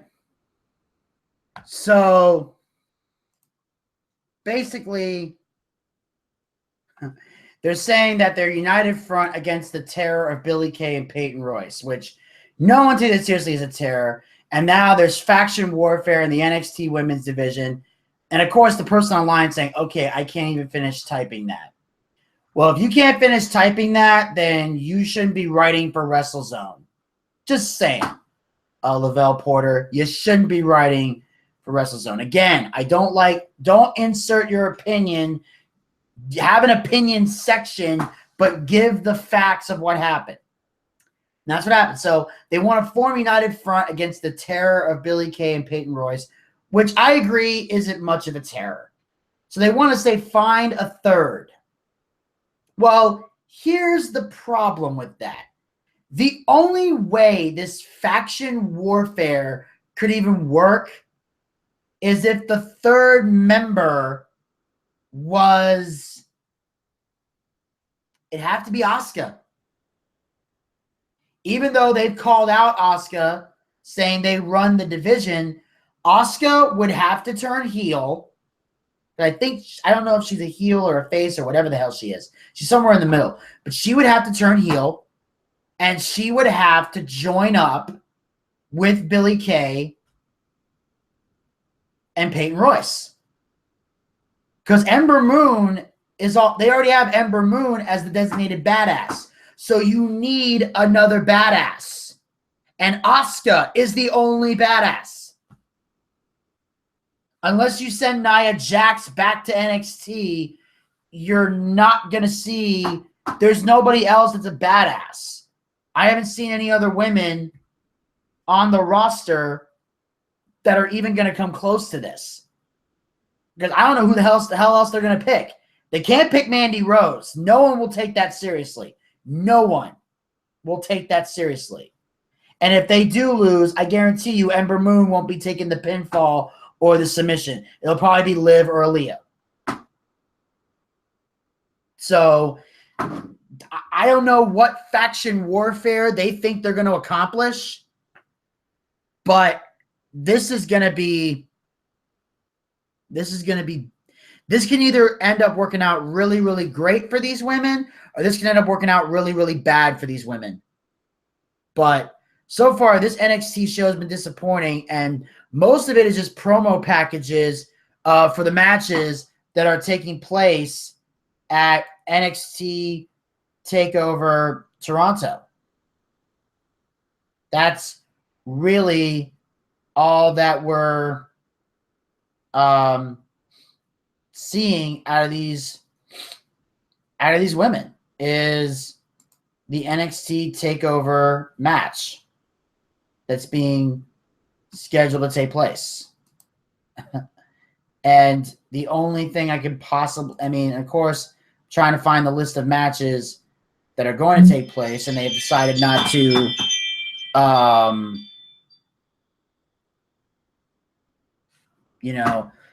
trying to find the list of the matches off the top of my head, but I'll try to find them right now. Let me see here. NXT TakeOver Toronto card. There it is. Yeah. Boom. Thank you. Do we have Where's the list of matches? They are terrible at this. Can I just say that they are really terrible at this? Why can't they just give me a list of fucking matches? Why is that such a tough thing? You can't just give me a list of the matches. There it is. Match card. Okay. So far, these are the matches taking place. So they do a package for Bobby Roode versus Ty Dillinger. Because we got Bobby Roode versus Ty Dillinger. Ty telling the story about being released from WWE years ago and then fighting for 5 years to get back. Bobby Roode talking about being glorious. Also, the Authors of Pain and TM61 and the Dusty Rhodes Tag Team Classic. And we find out that Paul Ellering will be placed in a shark cage suspended high above the ring, which is a classic stipulation match from years ago. I think Paul Ellering was in a similar situation years ago when he was a manager for another team, maybe the Road Warriors, I think. I don't know. But anyway, we got the Revival versus Tommaso Ciampa and Johnny Gargano in a 2 out of 3 falls match for the NXT Tag Team titles. So they were showing the struggle that they're going through. They show the promo for Shinsuke Nakamura versus Samoa Joe for the NXT Championship. In fact, the only promo they don't have is Asuka versus Mickie James for the NXT Women's Championship because there's really not a whole lot to show other than Asuka's dominance and the video that Mickie James put out saying she's coming for Asuka and Asuka salivating at the chance to get some real competition. So most of this match was promo packages hyping up that, which I understand. But at the same time, a lot of these matches were poorly done, except for the main event, which part of me kind of wishes Gator Ricky Ross was here because he's very disappointed to know that this match will not take place in Toronto, but took place on NXT. And that is, of course, Andrade Cien Almas versus Cedric Alexander. This is the only good match of the evening. This is the only match worth watching. You might as well fast forward to this point because the rest of NXT is garbage. If you're watching the episode of NXT, skip everything, go straight to this match. Because these guys showed amazing wrestling skills, and after watching this, I now understand why Gator Ricky Ross wanted this match at NXT TakeOver Toronto so badly. Like, I get it now. It makes sense to me because this would have been a great opening match for a pay-per-view, and rather than have it be an amazing match to main event what was already a shit show of NXT. And of course, we get to, this match was amazing, great back and forth action. Cedric Alexander proving why he is one of the best in the business. Andrade Cien Almas coming into his own as a heel, I think is great. And then in the end, Almas hooks the bottom rope, kicks the bottom rope. Alexander tries to pin him, but Almas hooks the bottom rope. He then kicks the bottom rope, which crouches Alexander, hits the hammerlock DDT, and gets the 1, 2, 3, the winner of the match, Andrade Cien Almas. Now, obviously, he's now 1 up on Cedric Alexander, assuming that they haven't already wrestled each other before. But obviously, they had the break. This is the match they've had since the breakup of their tag team during the Dusty Rhodes Tag Team Classic. Whether or not there's a rematch in Toronto, I don't know. They might just throw it on the card randomly. It's not, as of right now, it is not booked for the show, and it might not be booked for the show. This might be all the match. These might be the only matches we get, and they're going to drag them out, especially the 2 out of 3 falls match. That can drag it out for quite a while. Because I don't think this pay-per-view is going to be 3 hours. I think it's going to be 2. I don't think that NXT TakeOver is going to go 3 hours. It might just go 2.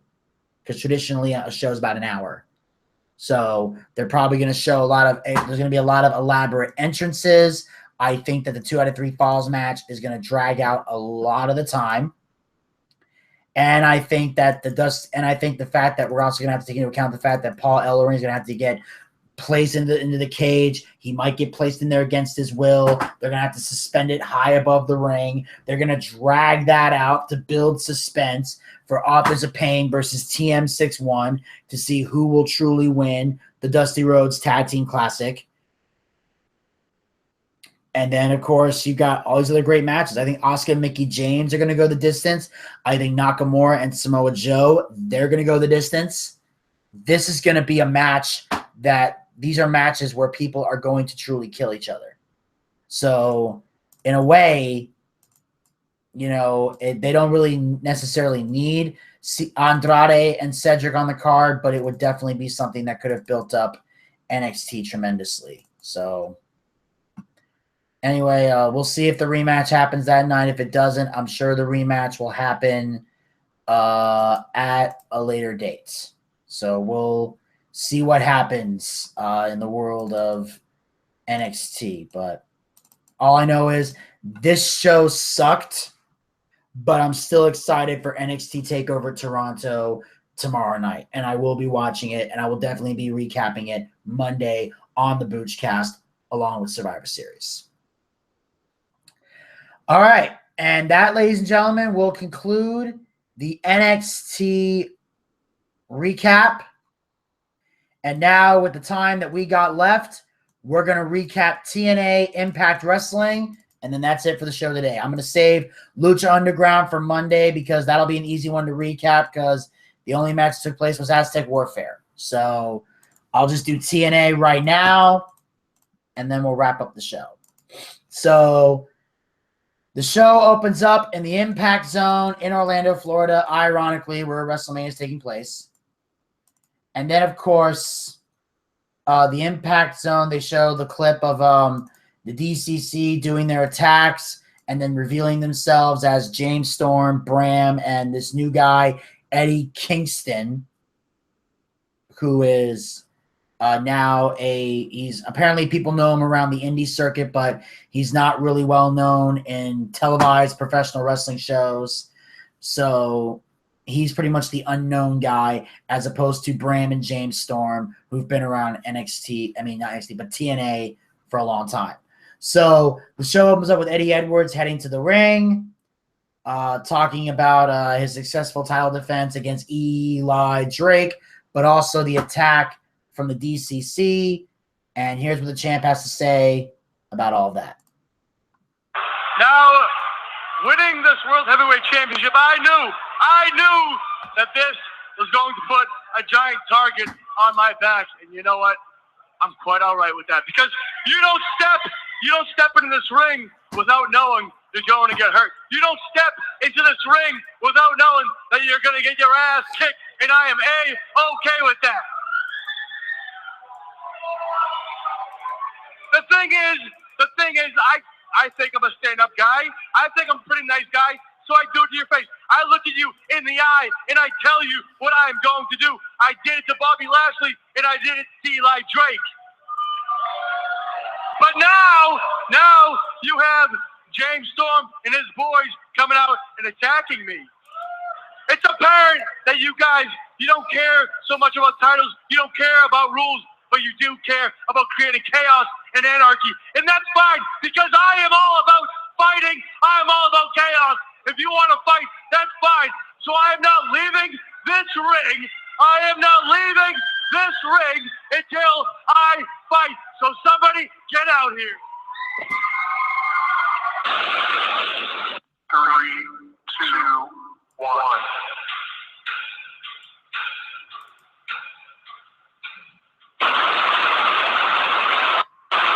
Eddie Edwards, this is not about titles.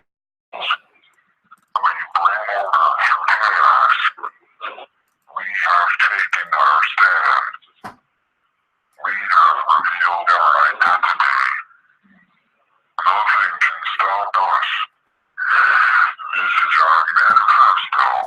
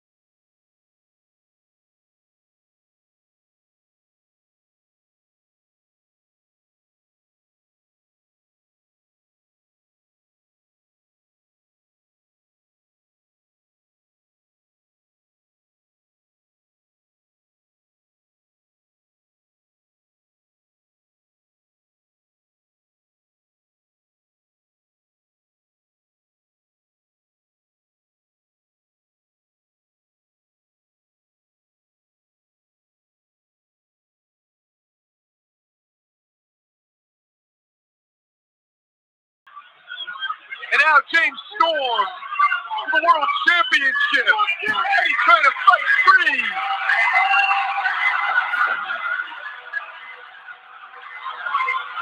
It's Jeff Hardy. Jeff Hardy coming to the aid. Remember, the Hardys have been targeted by the DCC.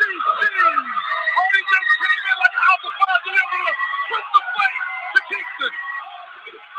And Jeff Hardy is staring down James Storm. These two have a storied past, and it's far from over.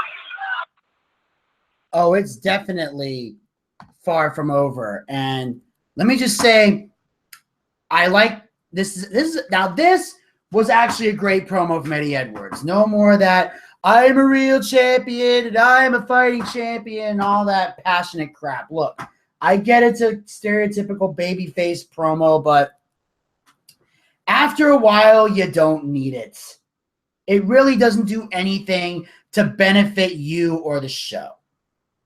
So to see him actually be a badass and call out the DCC was great. Jeff Hardy, of course, comes out, and he has his new this new obsolete song. It's still like, fade away and I'll fade away and classify myself as obsolete. So we no longer have to worry about the obsolete part, the obsolete mule part. It's still, it still has obsolete in it. It still has the lyrics, but it's done in a more different kind of form than before.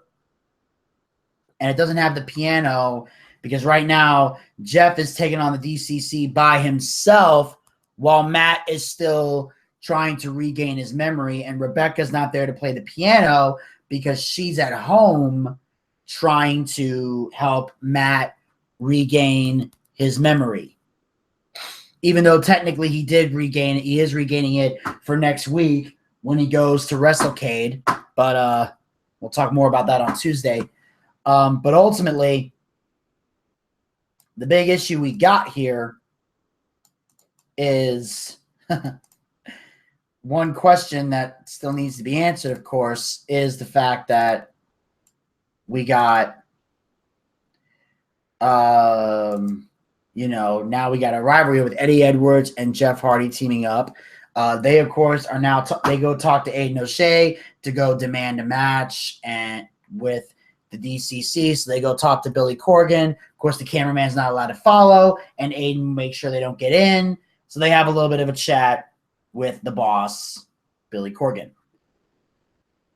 And then back in the Impact Zone, we have our first official match in the ring, which is a non-title match, Jesse Goddard versus Aaron Rex, which means this will not be done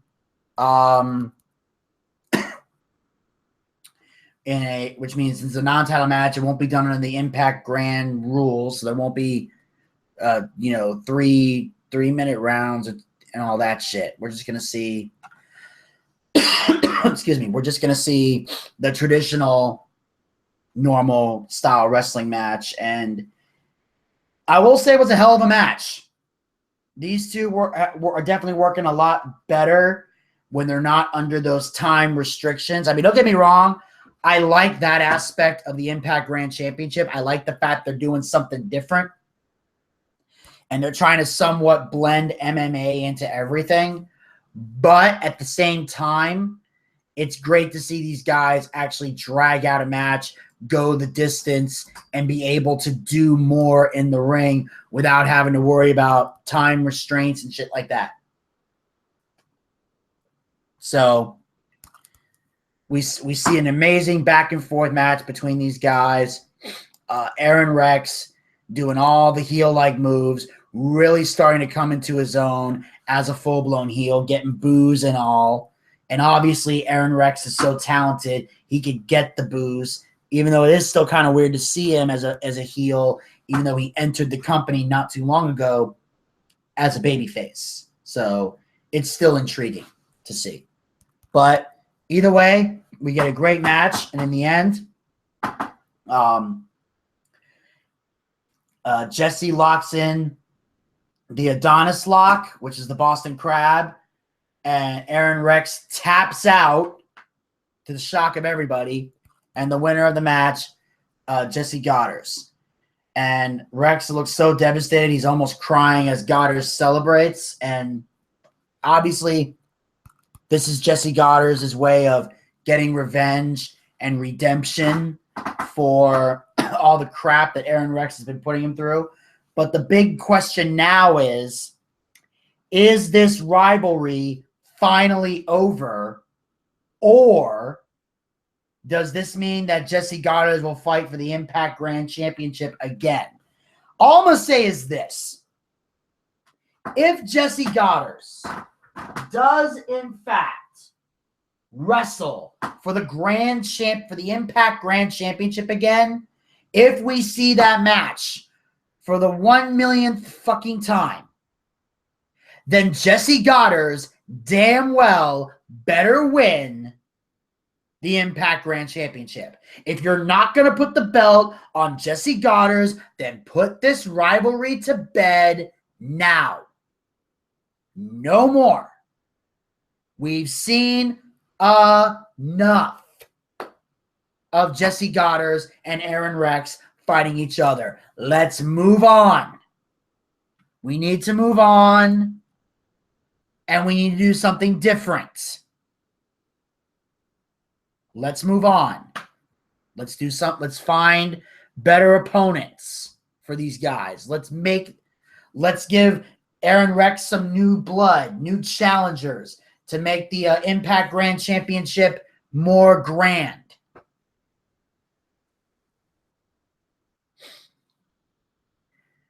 And on that note, we cut to the backstage area where obviously Sienna and Laurel Van Ness are standing in front of Allie, and Laurel's bragging about the fact that she's getting text messages from Braxton Sutter.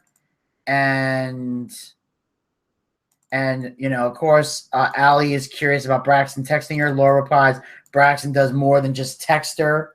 Because right now, technically, there seems to be a bit of a love triangle, not really much of a triangle, where obviously Braxton Sutter has shown concern for Allie, and Allie actually has a crush on Braxton Sutter, which Laurel Van Ness knows all about. So she comes in and starts hitting on Braxton Sutter. The question is Braxton Sutter really texting her, or is she just doing that to get under Allie's skin?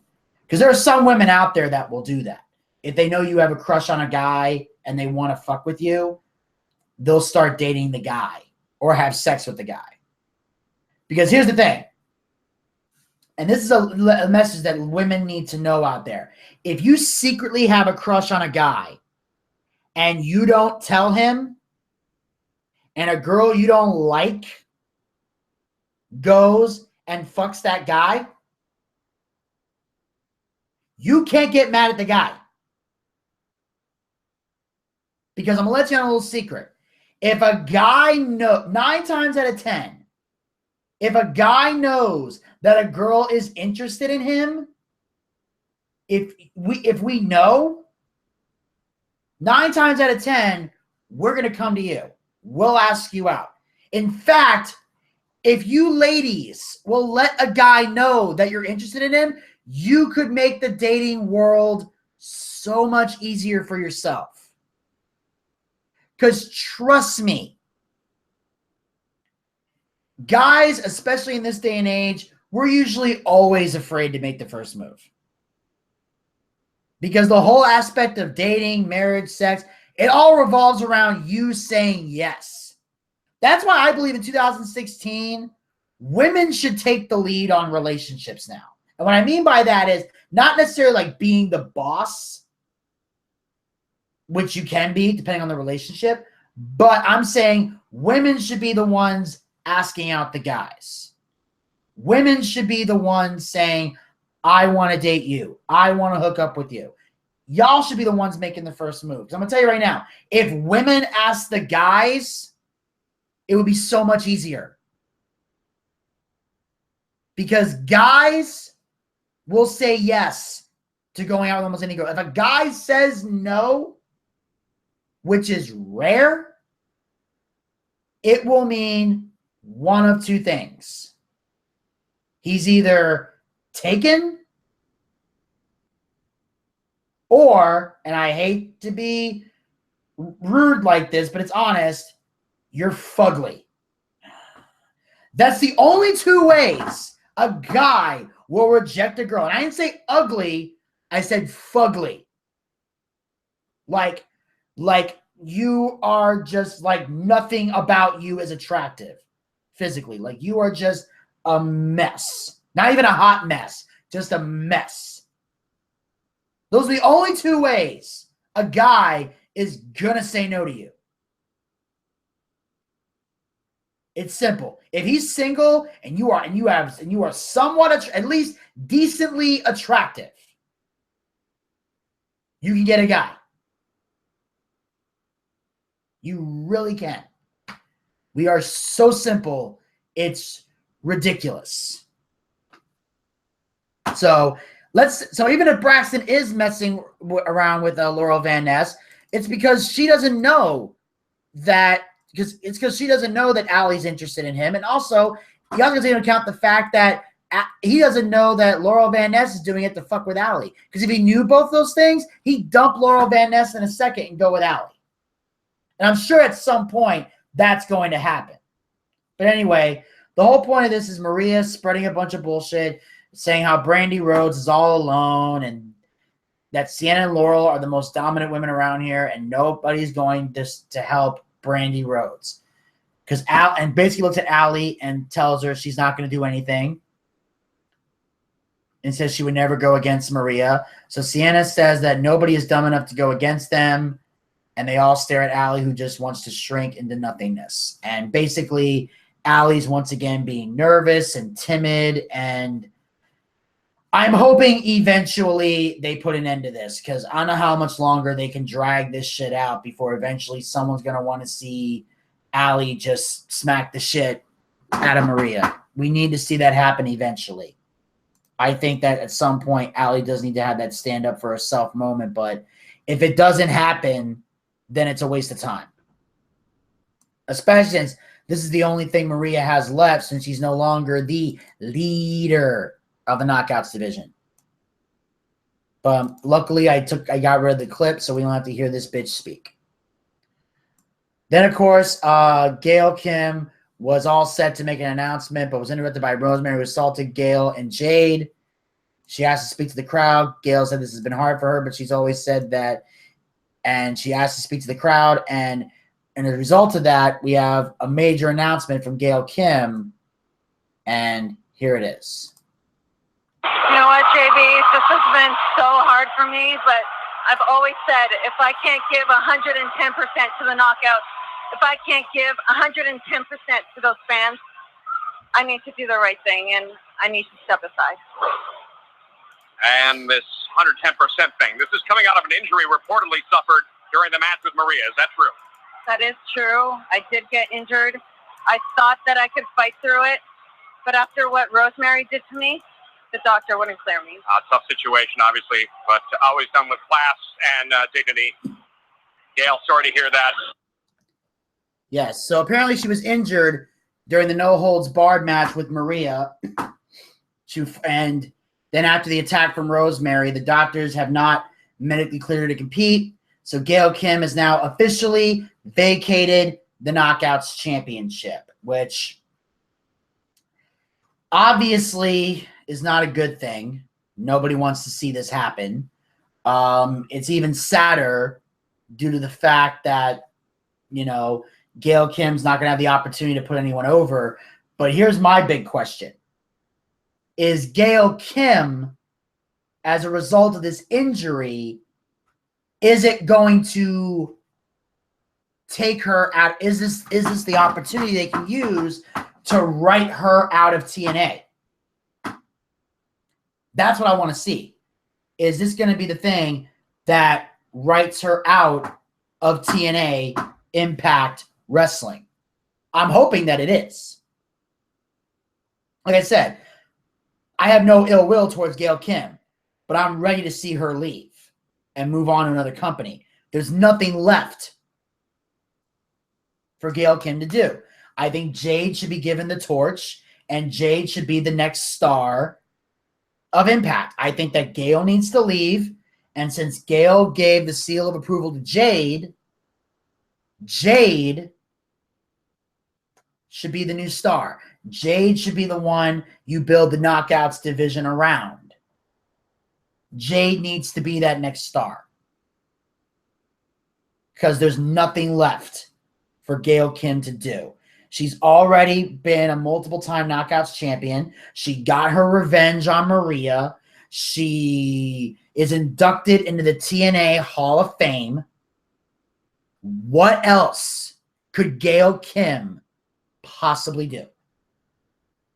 She would just be taking up space and taking spots away from young Knockouts in the back who could use that opportunity and still have a long way to go in their careers and could still give more to TNA. Gail Kim's given everything to TNA. She doesn't owe TNA anymore in terms of physicality. She's done. I think it's time for her to move on with her career.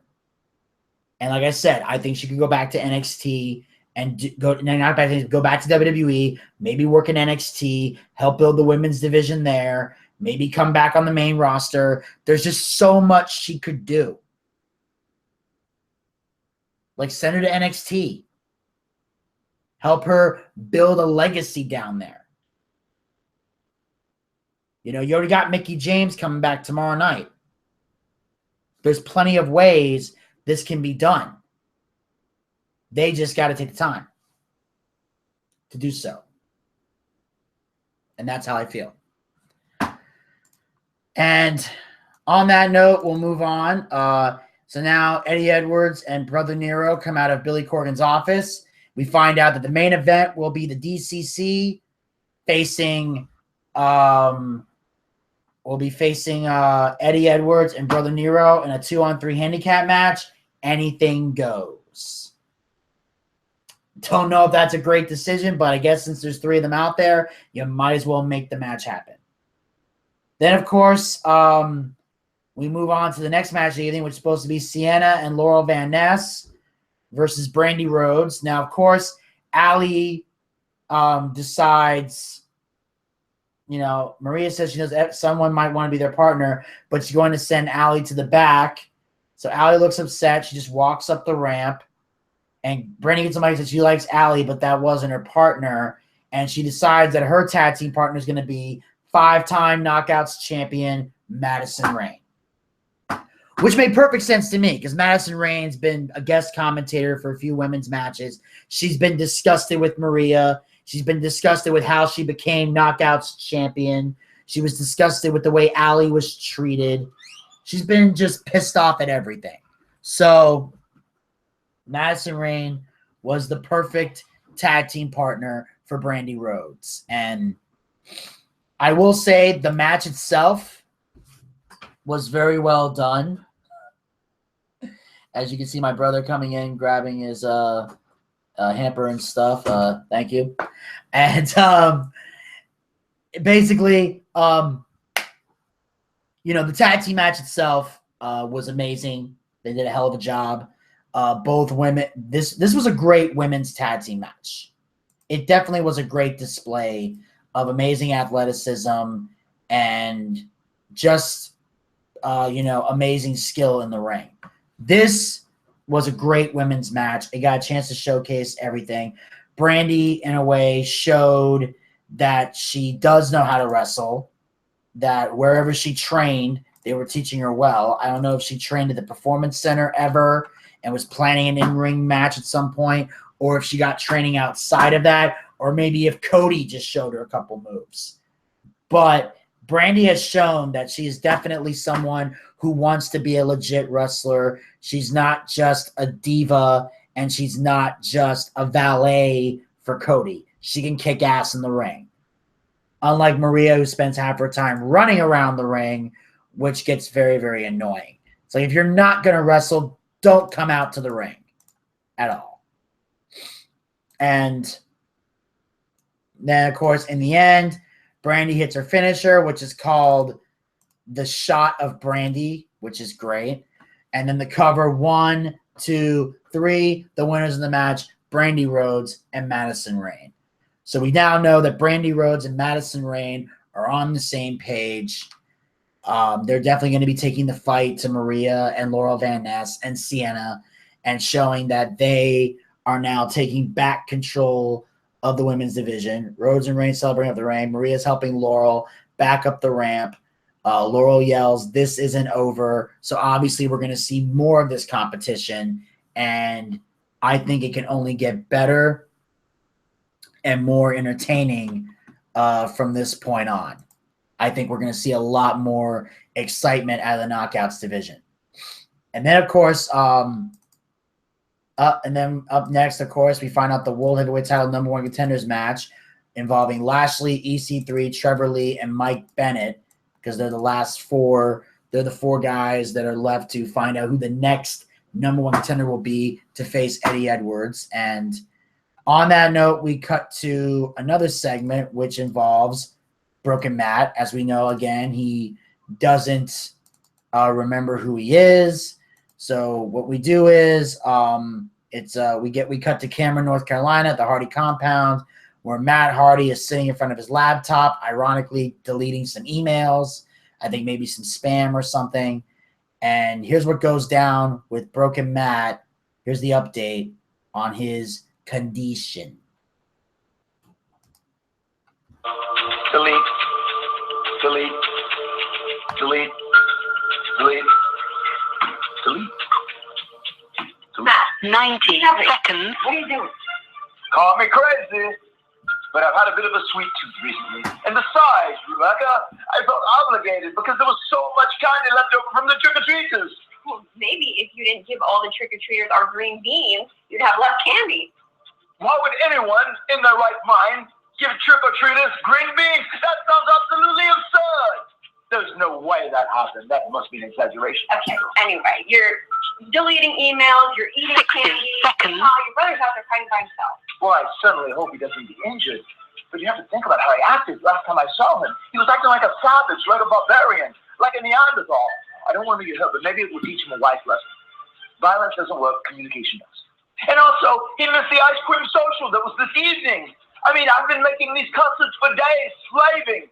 Why would he do that? It's so disrespectful.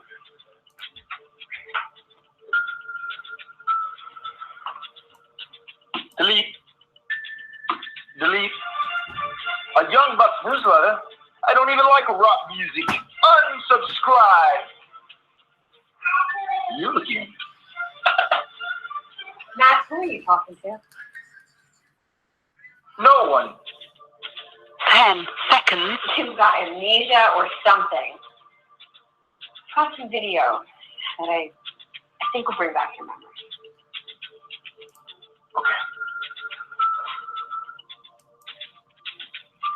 Okay, Matt. This is your son's first birthday party. Okay?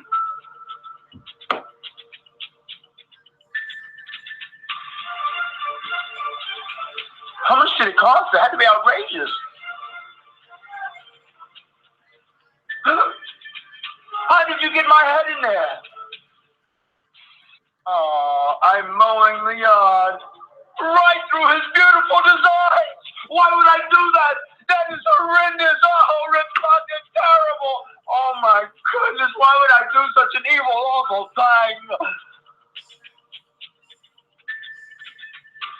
I didn't know I could play the violin. Why didn't you tell me that? Oh, I'm a pretty good violin player. My God! I am shooting fireworks in my own flesh and blood! Oh my Lord! I committed arson on that huge symbol on a property! I tried to burn my brother up! I don't want to see any more of this. I've seen enough. I've seen enough, Nancy. Yes.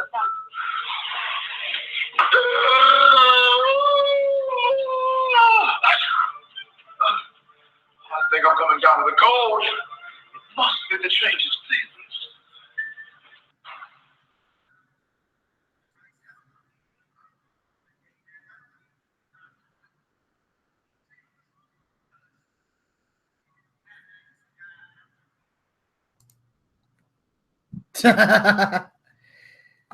Well, obviously, sorry about that delay there. Something crazy happened on the internet. Apparently, I just found out that Kanye West just said that he didn't vote, but if he had voted, he would have voted for Trump. And I'm like, wow, this I got to see. Sorry, I got very distracted by that because that's something that shocked me, especially since Kanye West said he wanted to run for president in 4 years. So I guess that goes to show how crazy Kanye West can be, you know, but he's trying to justify his behavior and, you know, it's kind of crazy. But anyway, back to the, yeah, again, I like the fact that he talked about the how crazy it is to eat green, like to serve green beans, which we all thought was fucking ridiculous. Even me serving green beans on Halloween, that's just fucked up to do that. So I kind of laughed when he made fun of that. I thought it was very true what he said in that regard. Also, I like the fact that they're trying to get him to watch and understand videos of himself, and he realizes, oh my God, I did these horrible things to my brother. Because of course, this is back when Matt was a heel as Broken Matt Hardy, because the whole gimmick started off with him being a heel and attacking Brother Nero, who was Jeff Hardy, and taking away and owning all the rights to the Hardy name. So it was kind of shocking to see his face. Now, of course, these are two different segments that played during Impact, but I jammed them both together to form one Broken Matt segment. And obviously now Matt's coming to grips with a little bit of who he was. He's ashamed of that, but I'm hoping that on the next week's episode, they show Matt, look, yes, you did these horrible things, but look at the good you brought as well with your broken brilliance. And eventually Matt Hardy can be fixed and come back. The big question is, when is that going to happen? Well, we already know Broken Matt is going back to being Broken Matt when he does WrestleCade. But are they going to do that before WrestleCade or after WrestleCade, or what's going to happen? It's going to confuse a lot of people. I know that. But, you know, and, you know, they're now trying to figure out his brother. He said, I hope his brother doesn't get injured, but said he was acting like a savage and that violence doesn't solve problems, communication does. And he said he missed the ice cream social. He spent days making the custards, and it's just rude of his brother to miss it. And then he talked about the Young Bucks newsletter. I don't even like rap music. That was kind of funny. I love the way Matt constantly takes shots at the Young Bucks is kind of funny to me. The Bucks of Youth, as he used to call them. Then the scribe appears, and then we find out now that the scribe guy that writes shit down for Matt is imaginary. I thought that was pretty cool. And then, you know, overall, I'm just loving the Broken Matt gimmick. I'm liking the different way they're taking it. And like I said, the only thing that would make this better is if Matt spoke in his normal voice that he had before he became broken. Then we got the World Championship number one contenders match, which is a fatal four-way. Mike Bennett versus Bobby Lashley versus Trevor Lee versus EC3. This was one hell of a match. It was epic. It was awesome. It was highly entertaining. These four guys damn near killed each other, and it was a chance for Trevor Lee to excel beyond the X division and let him know I'm one of the big boys, that I can fight for the world championship, that I deserve to be in this category and not just be labeled an X division wrestler. So I love the fact that Trevor Lee got to showcase that in this match. However, I did not like, again, great match, didn't like the finish. Why didn't I like the finish? Simple. Because EC3 locked Trevor Lee in a rear naked choke. Trevor Lee tapped out. And EC3 is once again the number one contender to the TNA World Championship. Why? Again, I like EC3, okay? But he's been every other pay-per-view, every other world title match has had either EC3 or Lashley in it. Why do they continue to build only these two stars? I don't get it. I would have preferred the Miracle in this match. Give me somebody new. Trevor Lee, who I didn't think belonged in this match at first. I would have loved it. Give me somebody new. I'm tired of the old. I'm tired of EC3 constantly fighting for the championship. I'm tired of Lashley having to be a world champion to prove I'm the destroyer. It's garbage. It's a waste of time. Nobody cares. Nobody cares. Nobody cares. I mean, seriously. EC3 is a champion, like, all I gotta say is Dummy, yeah. yeah. And speaking of Dummy, yeah. yeah. Speaking of that, after this segment, EC3 wins the match. He then storms out of the Impact Zone to the back afterwards, not taking time to celebrate, just obsessing over the fact that now he gets Eddie Edwards one-on-one for the TNA World title. And then, oh, and by the way, I forgot to mention one other cool thing that Matt did. As at one point, Matt left the room and did the and it looked like he was about to have another. He was about to finally have a premonition, but instead of having a potent or powerful premonition, instead he just sneezed. He said he must be having one. That's why the weird colds, changing of the seasons.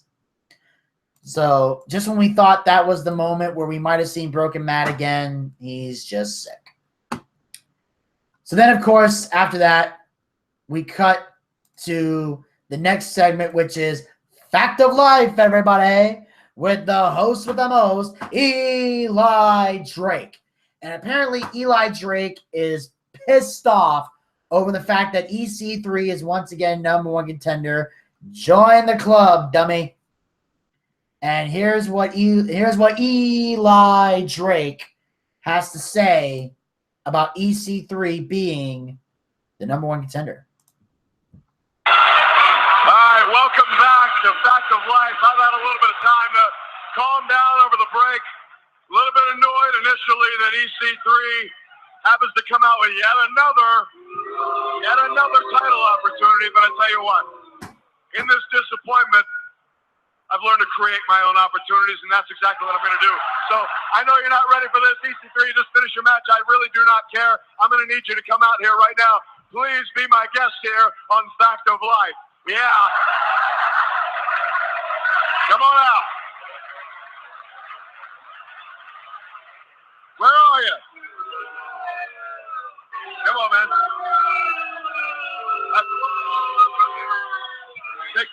We don't have to fight right now. You just got done. I don't want to have to lay another one on you. Go ahead and sit down. Yeah, right there.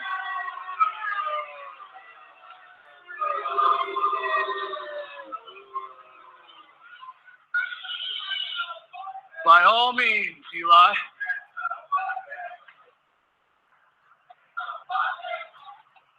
Why do you always got to make it awkward? I come out here, I want to extend the olive branch. Because here's what I'm thinking.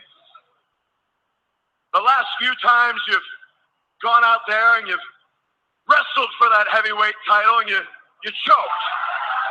Let's just call a spade a spade. Shut up, dummy. Now, here's what I'm going to do. I'm going to save you the embarrassment. Here's what I want you to do. You and me, we can do something, and next week we can make history. EC3 versus Eli Drake. Write it down. And you can put that title shot that you just got on the line because you like to think that you're the man around here. And I got to tell you, maybe some people think you are.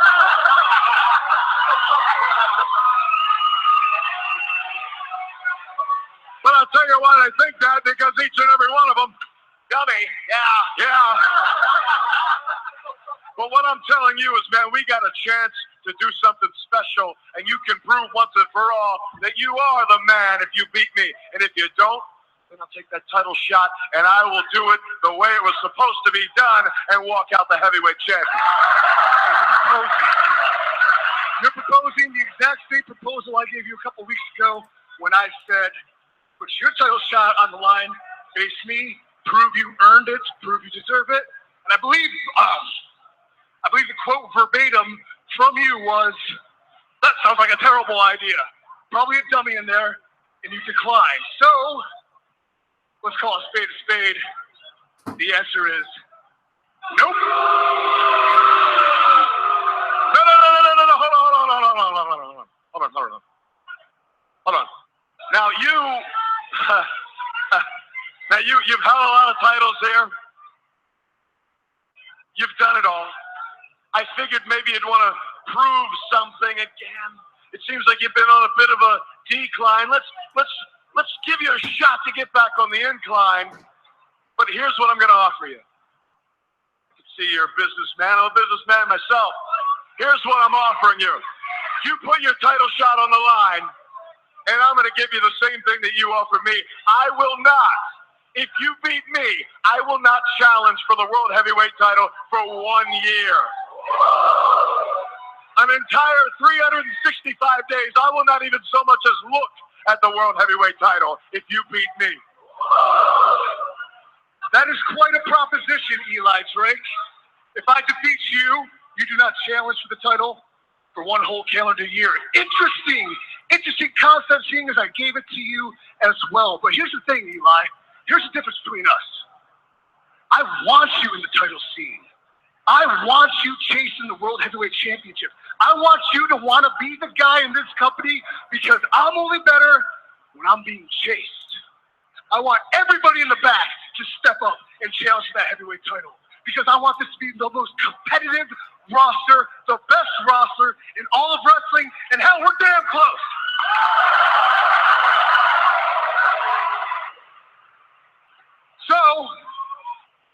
So Eli, I decline your offer. But looking in your eyes right here, right now, what did I say last week? I said you weren't ready to be champion. But now, looking in your eyes, I know you want to be champion. I know you're ready to be champion because you came this close to succeeding, and you failed. You are tasting the agony of defeat, and it sucks. It is eating you up inside, and you want it so bad you'll do anything to get it. That's why you bring this proposal to me. That's why I've kind of grown to respect for you. So no, offer decline. You can challenge for the World Heavyweight title anytime you want. But I do accept the proposal that we go one-on-one, and we have the fight that everybody wants to see. Eli Drake versus EC3 in the middle of that ring. Boom is the better man. But to earn that title shot, to earn that match against me, you have to put one thing on the line. The one thing that is most important to you. Your voice. Your voice, Eli Drake. Your moneymaker. Your gift of gab. You put that on the line for the rest of 2016. When I defeat you, you cannot speak for the rest of the year. No more dummy, yeah, no more Eli Drake, no more hitting this button, telling them to shut up, no more, not for the rest of the year, Eli Drake. So if you truly want that opportunity, what else is most important to you?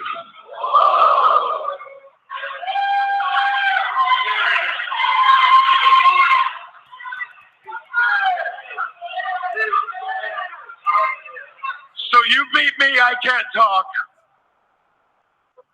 I beat you, I get your #1 contendership. What's that?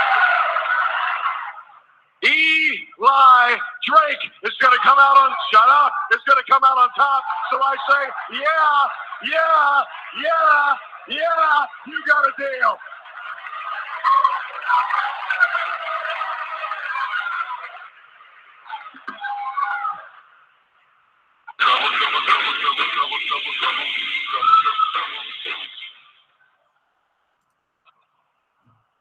Never again.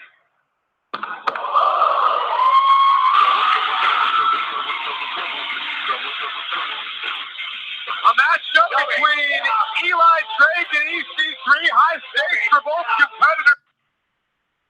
Okay. Here's what I have to say about this particular idea.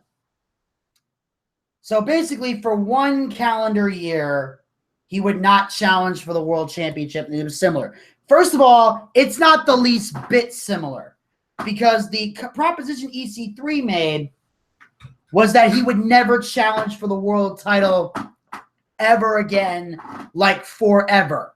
For as long as EC3 is a TNA superstar, he will not fight for the TNA World Heavyweight title. That was the proposition. Eli Drake said, I won't challenge for a year. EC3 says, I want you in the title picture because I want this to be the most competitive roster. So EC3 pulled a big major babyface move right there. Even said he grew to respect him after the hard-fought battle with Eddie Edwards. So he said, I'll put the shot on the line, but you cannot talk. But it said for the rest of the year. That I have a problem with. Because it's November.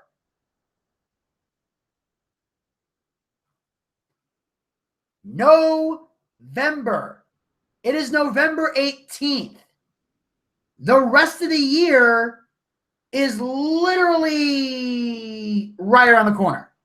So that means basically Eli Drake, if he lost, assuming the match takes place next week. I think they're doing a Thanksgiving episode of Impact. I do believe they're doing that. If we see that Impact match, there's one issue. Just one. One little teensy-weensy little tiny problem with said match.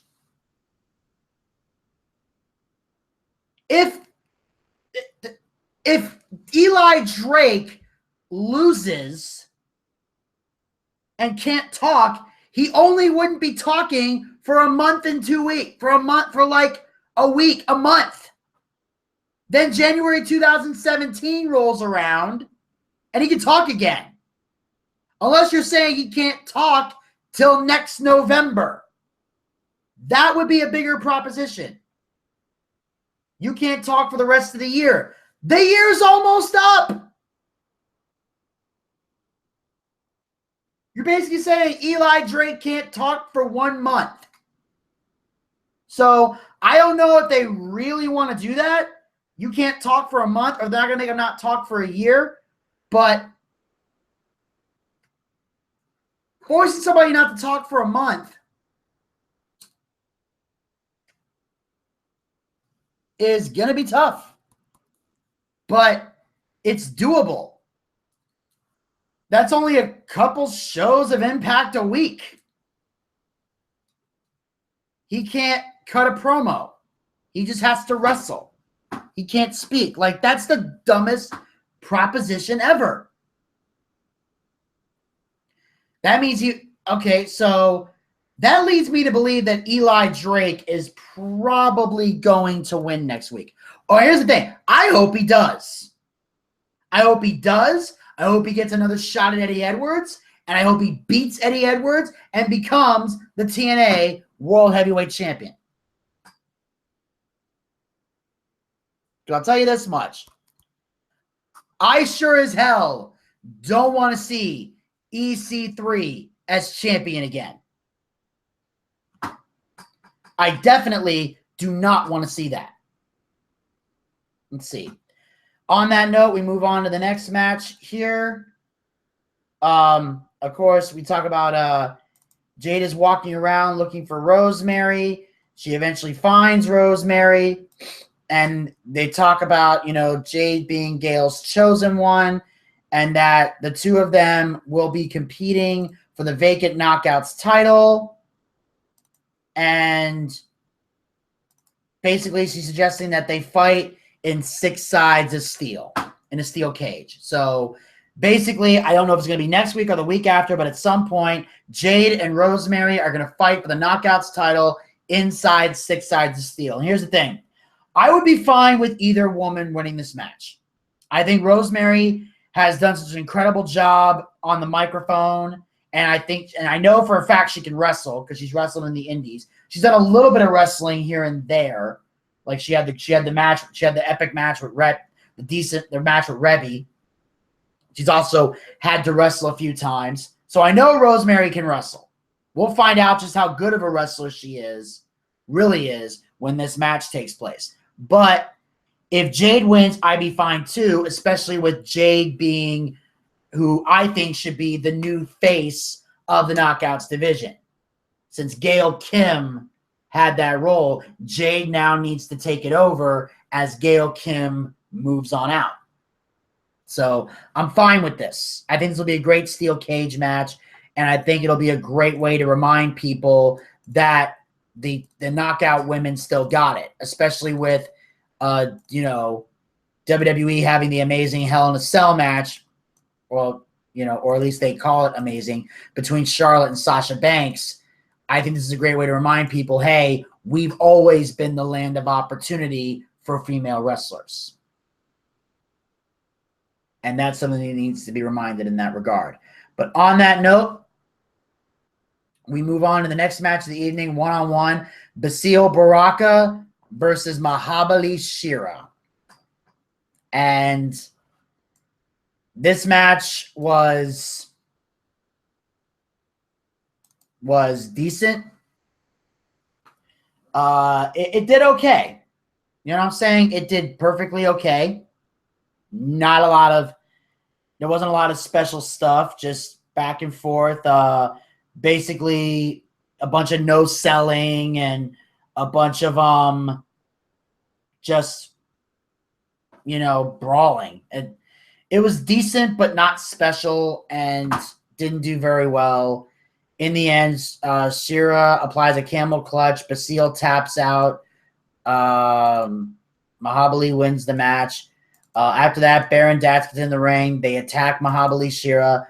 Al Snow comes out with that fucking whistle that I thought was gone, getting the attention tribunal. They tell him to get out of here, and he walks off dejected. Then they return to being down Mahabali Shera. Al Snow re-enters the ring, beats down both members of the tribunal. They escape and retreat from Al Snow, and Al Snow and Shera do the old Mega Powers style handshake where they come in with the hands like this, and they're trembling like, the power of macho madness, yeah. And the power of Hulkamania, brother, as they slowly come in, shake those hands like, feel the power, yeah, of the mega powers, yeah, mega powers, ooh, yeah. So that was a great moment. I like that. So now we know Al Snow, Mahabali Shera team. Al Snow has grown to respect them, or at least Mahabali Shera. I don't know how he feels about Grado yet, but at least he respects Shera. The tribunal has clearly turned their back on Al Snow. Al Snow is getting the retribution, and we're going to see more of this rivalry commence, and it'll be intriguing to see how things go. If Al Snow and Mahabali Shera will probably remain a tag team, since it looks like Grado and Robbie E are doing their own thing. That'd be cool to see, especially with Al Snow definitely being part of the roster, because as I've mentioned before, and as I've seen with the knowledge that Al Snow bestows upon so many young wrestlers, Al Snow, in my opinion, is a valuable asset to TNA, because he knows how to take care of the old school method and teach it to these wrestlers to make the matches mean more. And it turns out next week there will be a Thanksgiving special edition of Impact. There'll be an X Division elimination match, and the Eli Drake EC3 match will take place. Whether or not Rosemary and Jade have the steel cage match then, I don't know. Or if it happens in December, we'll find out. And on that note, we move on to the main event of the evening, the 2-on-3, no-holds-barred handicap match. The DCC takes on Brother Nero and Eddie Edwards. And this match was a brutal match. These guys were amazing as a team. Eddie Kingston getting the chance to showcase how badass he really is, while at the same time, Bram and James Storm pulling off incredible feats of, strength and endurance and amazing teamwork. Like the DCC show, these guys are very good at working together. They're definitely a close-knit unit as a faction. And these guys just beat the hell. Of course, at the end, Bram hits the brighter side of suffering on Eddie Edwards, puts him through a table. And then after Brother Nero hits James Storm with a Twist of Fate, but he doesn't drop. He just staggers. He goes for another one. James Storm pushes him off the ropes, hits the super kick, last call super kick. James Storm hits the cover. 1, 2, 3. The winners of the match, the DCC. They stand over the fallen Brother Nero, and then they eventually head up the ramp, and they see Eddie Edwards is still down and out. Brother Nero is still down and out, and I love the fact that these guys are really coming into their own as a faction. And one quick thing I overlooked, and I'm going to talk about this before I play one more final clip and then get out of your hair. Sorry. One thing I definitely noticed here was at one point James Storm was actually holding the TNA World Championship in his hands. And I brought this up numerous times, especially when he fought Bobby Lashley in the winner-take-all match. And I'm going to say it again until it happens. I hope that this DCC faction leads to James Storm finally becoming the world champion again. And that this time, when he becomes the world champion, it lasts longer than a week. He gets a long-ass title reign and dominates. At this point, I just want to see James Storm as the world champion, and I don't give a fuck how it happens. If he's the cowboy, if he brings back the revolution, or if he does this whole DCC thing, as they eventually need to grab microphones and explain to us why they formed this group, what is the purpose of the group, and James Storm needs to become the TNA World Heavyweight Champion. If you want to make Bram and Eddie Kingston the tag team champs, go right ahead. But James Storm needs to become the TNA World Heavyweight Champion at some point.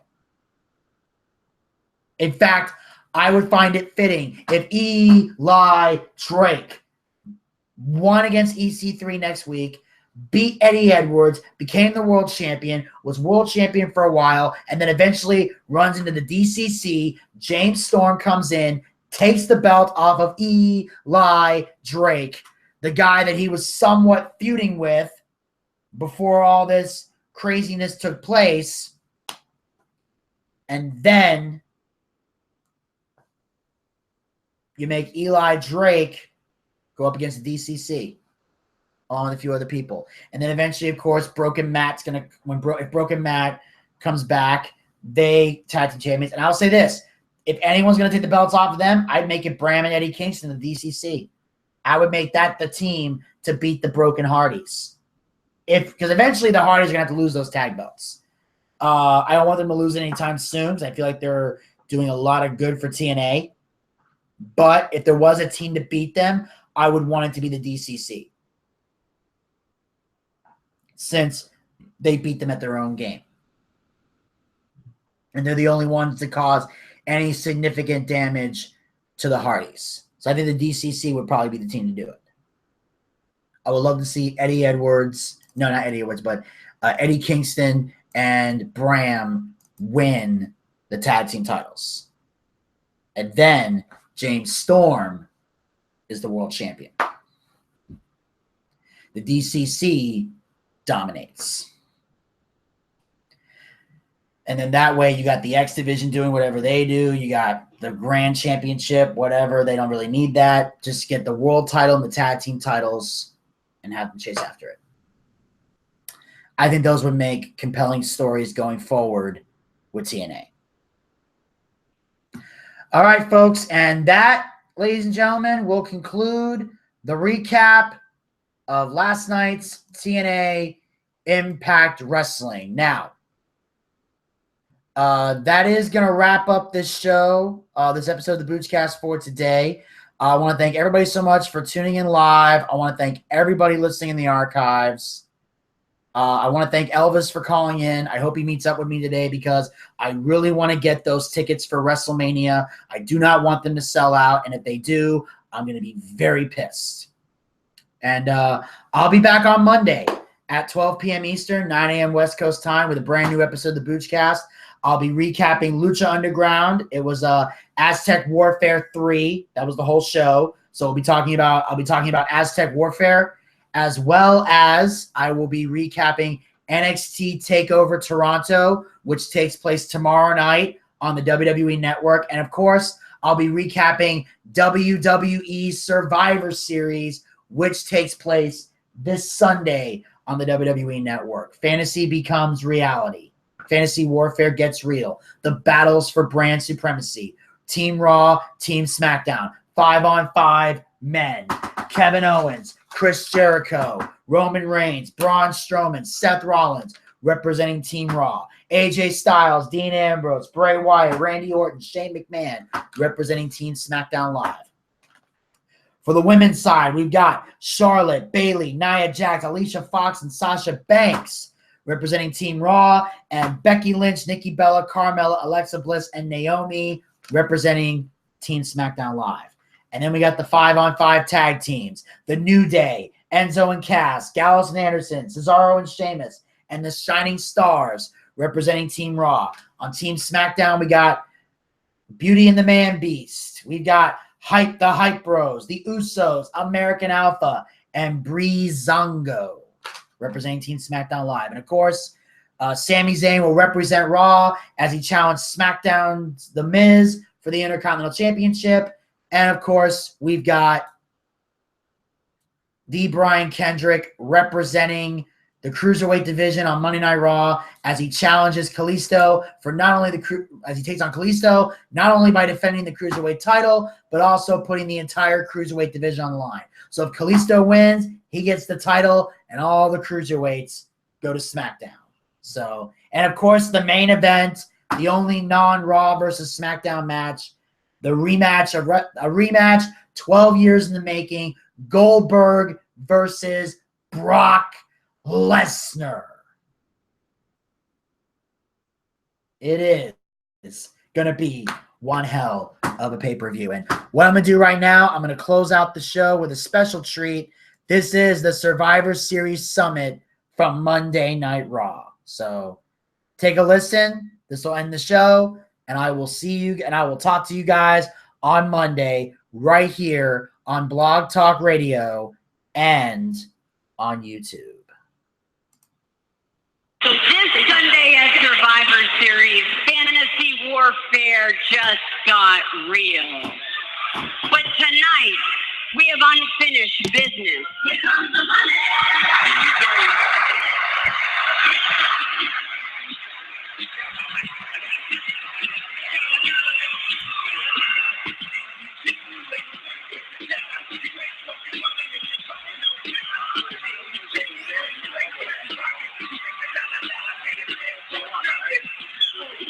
McMully throwing the track and David Man's way.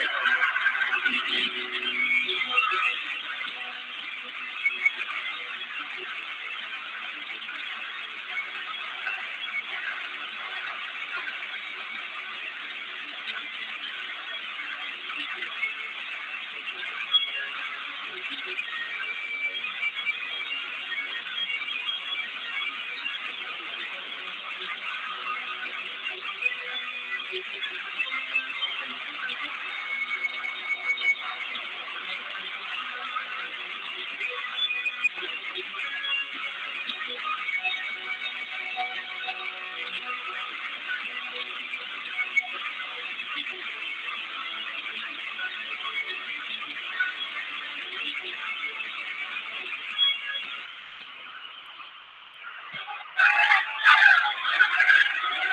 least we don't do that goofy S thing together down the ramp. It's embarrassing, really.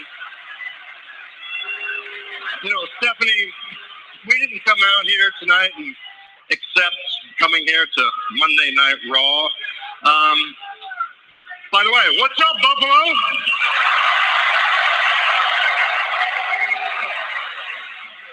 Thank you very much for inviting us here. But again, we didn't come out here to promote the 900th episode of Smackdown live tomorrow night, featuring the return of The Undertaker.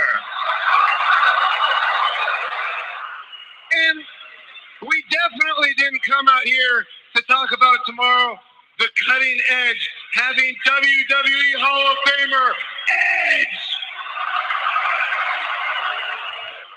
No, we came out here because obviously both of us are promoting this Sunday's Survivor Series where Raw takes on SmackDown. That's right, and congratulations on the 900th episode of SmackDown Live. Sounds like a big show, but that's tomorrow night. Like you said, Shani, we're here to talk about Sunday, where Raw is going to prove that we are the dominant brand. Yeah. Stephanie, you know, you say you're out here the dominant brand. That's just not the case, because even though the deck was stacked completely against us, we drafted better than you. SmackDown Live is a better show than what you have. You guys are at Raw. It makes no sense because they're here and Stephanie, Raw. Stephanie, noticing from afar, again, nothing's changed around here. You still dominate and you rule by fear. You're threatening your athletes with ripping their contracts out from underneath them. That's not what we do at SmackDown Live. No, we reward opportunity. It is about loyalty. It is about this Sunday showing that SmackDown Live will be the dominant brand. The land of opportunity. That's what you've created on SmackDown Live. Is that why, Shane, you're competing on Team SmackDown Live, taking that opportunity away from another WWE superstar? How does that factor into the equation? The truth is, Shane, you're a hypocrite. Everything is all about you, like always. The only reason people like you is because you pander to them and you like to jump off tall structures.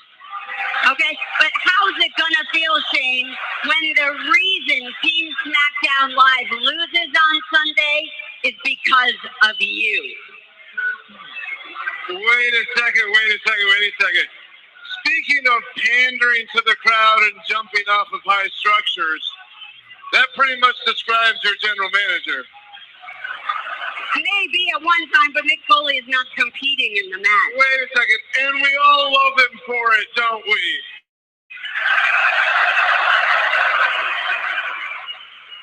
Exactly my point. You just proved my point. But that's not why I put Shane on Team SmackDown. I put Shane on Team SmackDown because he is a real leader who knows how to bring people together. Unlike some people I know. And when he gets in the ring, he can get as wild and crazy as anybody else. And speaking about wild and crazy, not to mention a little bit reckless, thanks a lot, Mick, for putting up the entire cruiserweight division, because we will love to have them on SmackDown Live. Well, Daniel, and you just grabbed your best. Told me that is not going to happen. I put the entire cruiserweight division up for grabs. That's how much I believe in Brian Kendrick and his ability to deliver at Survivor Series. That's how much I believe in Sami Zayn, and that's how badly we want that Intercontinental Championship back where it belongs, on Raw. And you guys may talk about promoting the women's division. We actually deliver. You called us lazy. What was the other word? Complacent. Complacent. Lazy and complacent. You're talking about the McMahon-Foley connection that put the women for the first time in 12 years in the main event at Raw, and then booked the first ever Hell in a Cell match with Sasha Banks and Charlotte. Lazy and complacent, Daniel? I don't think so. Wow.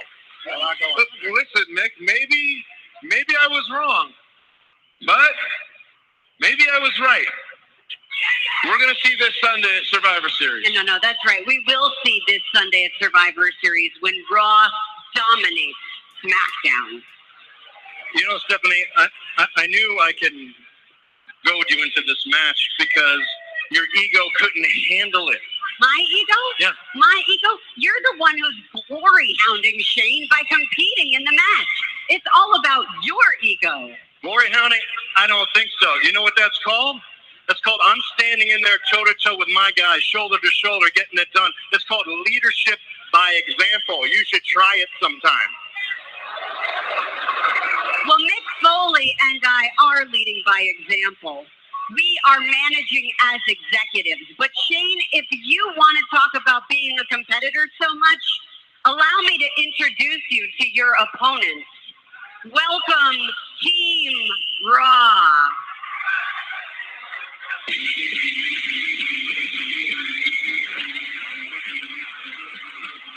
Even Mick seems surprised that Team Raw making their way out to the ring here tonight. Kevin Owens and Chris Jericho, the co-captains, Roman Reigns, the United States champion, Seth Rollins, and of course, Braun Strowman. I gotta say, after the performances tonight by all five of these superstars, I am more confident than ever in Team Raw for Sunday. And Shane McMahon, who's part of Team Smackdown Live, going to get a first-hand look at his opponent. A little taste of reality for Shane McMahon.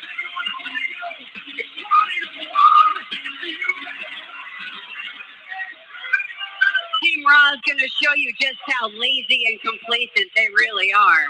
Good luck.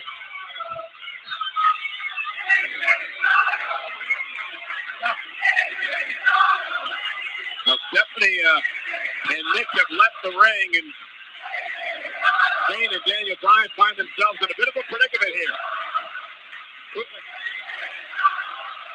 Wait a second. You guys honestly think that we came alone?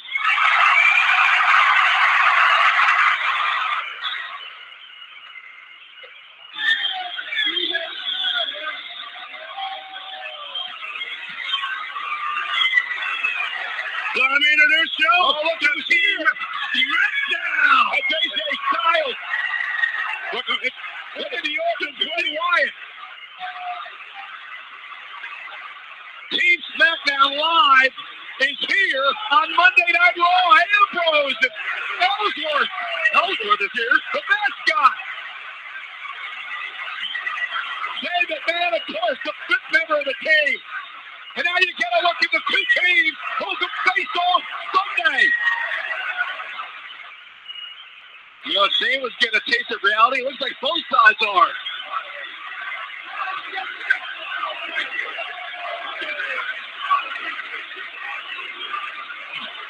Oh, man. Look who showed up. Hey, gentlemen, welcome. Welcome to the Kevin Owens Show.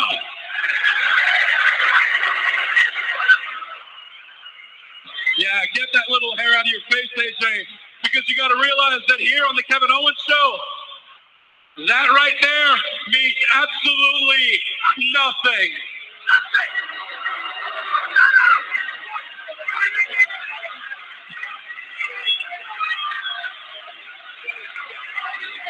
This right here, yes, the World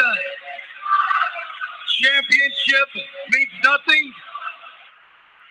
Well, where I'm from, that right there on your shoulder means you're no more than a paper champion.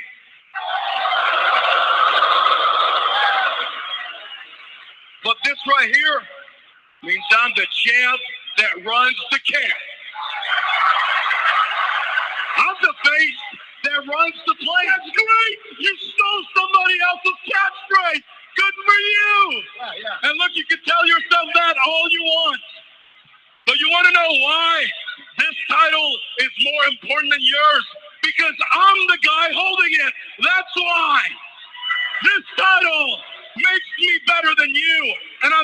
Sunday, I am going to prove it. You're going to prove it? Kevin Owens, the only thing you prove is that you're still stuck on Chris Jericho's sugar tit.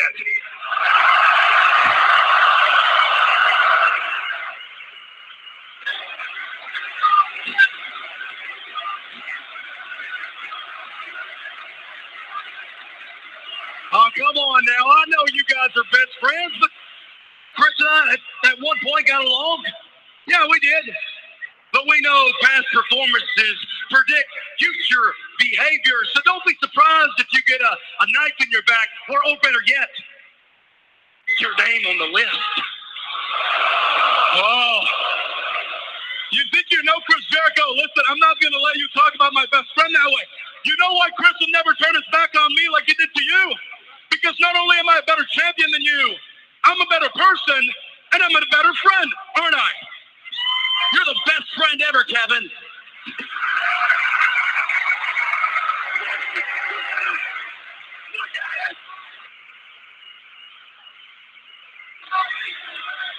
Let me tell you this, Styles, you stupid idiot. Maybe where you come from, down there on Smackdown Live, not sure how things work, but up here on Raw, in the big leagues, you know what happens when you insult Chris Jericho? You know what happens when you insult my best friend, Kevin Owens? You know what happens? AJ Styles? You just made the list!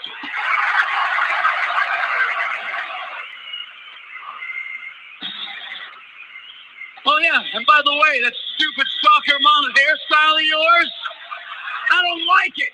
So stupid soccer mom's hair. You just made the list.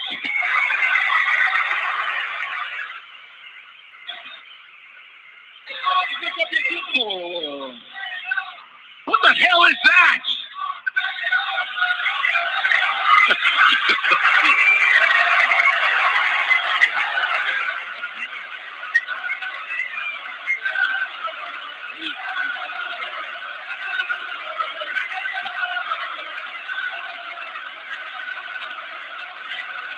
Ladies and gentlemen, attention please. It seems that we have a lost child at ringside.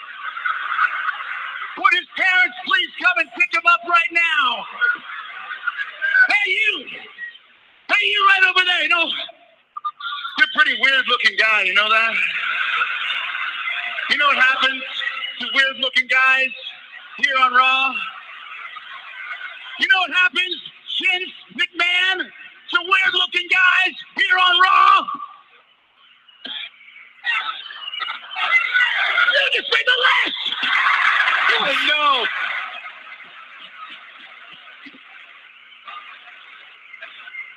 And you. Wrong.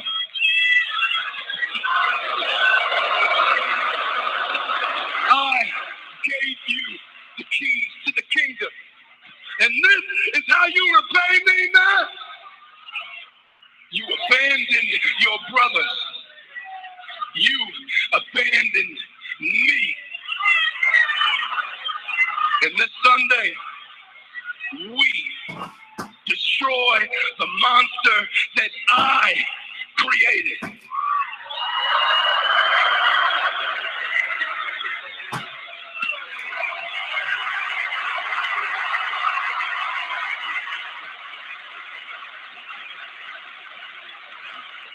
Now this just got very interesting. Hey, Shane, look, man. You seem like a nice guy and even a tough guy, but is this a fight you want to pick, man? You saw what Braun Strowman was capable earlier tonight when he dismantled the New Day. We got everybody from the Universal Champ to the big dog to the man on this side of the team, all right? And you have no idea what Roman and I are capable of when we're on the same page. You know what?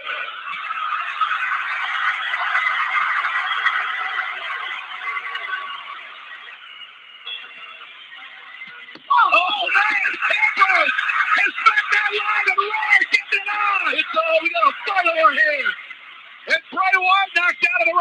London. Kevin Owens going at it. There's Styles and Rollins in a brawl underway here on Raw. Now to represent Team Raw. And look at Strowman.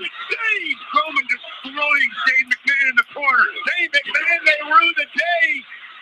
He became part of Smackdown Live. And look at Ambrose now going after Strowman in the mouth of a manhole. Strowman tossing bodies all over the place. Lunatic down.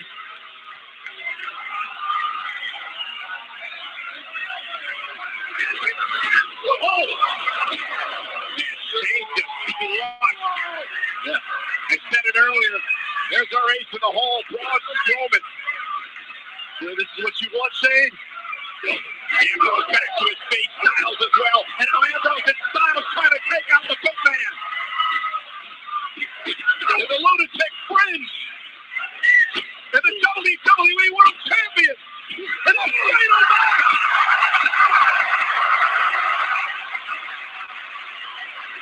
Smackdown Live with signs of life. Rollins over the top rope. Oh, come on, guys. And Ambrose. Two former Shield members colliding. Now Styles taking over from what Jericho said earlier. And Jericho. The people. Watch out, Chris. Oh, no. Oh, Chris. Oh,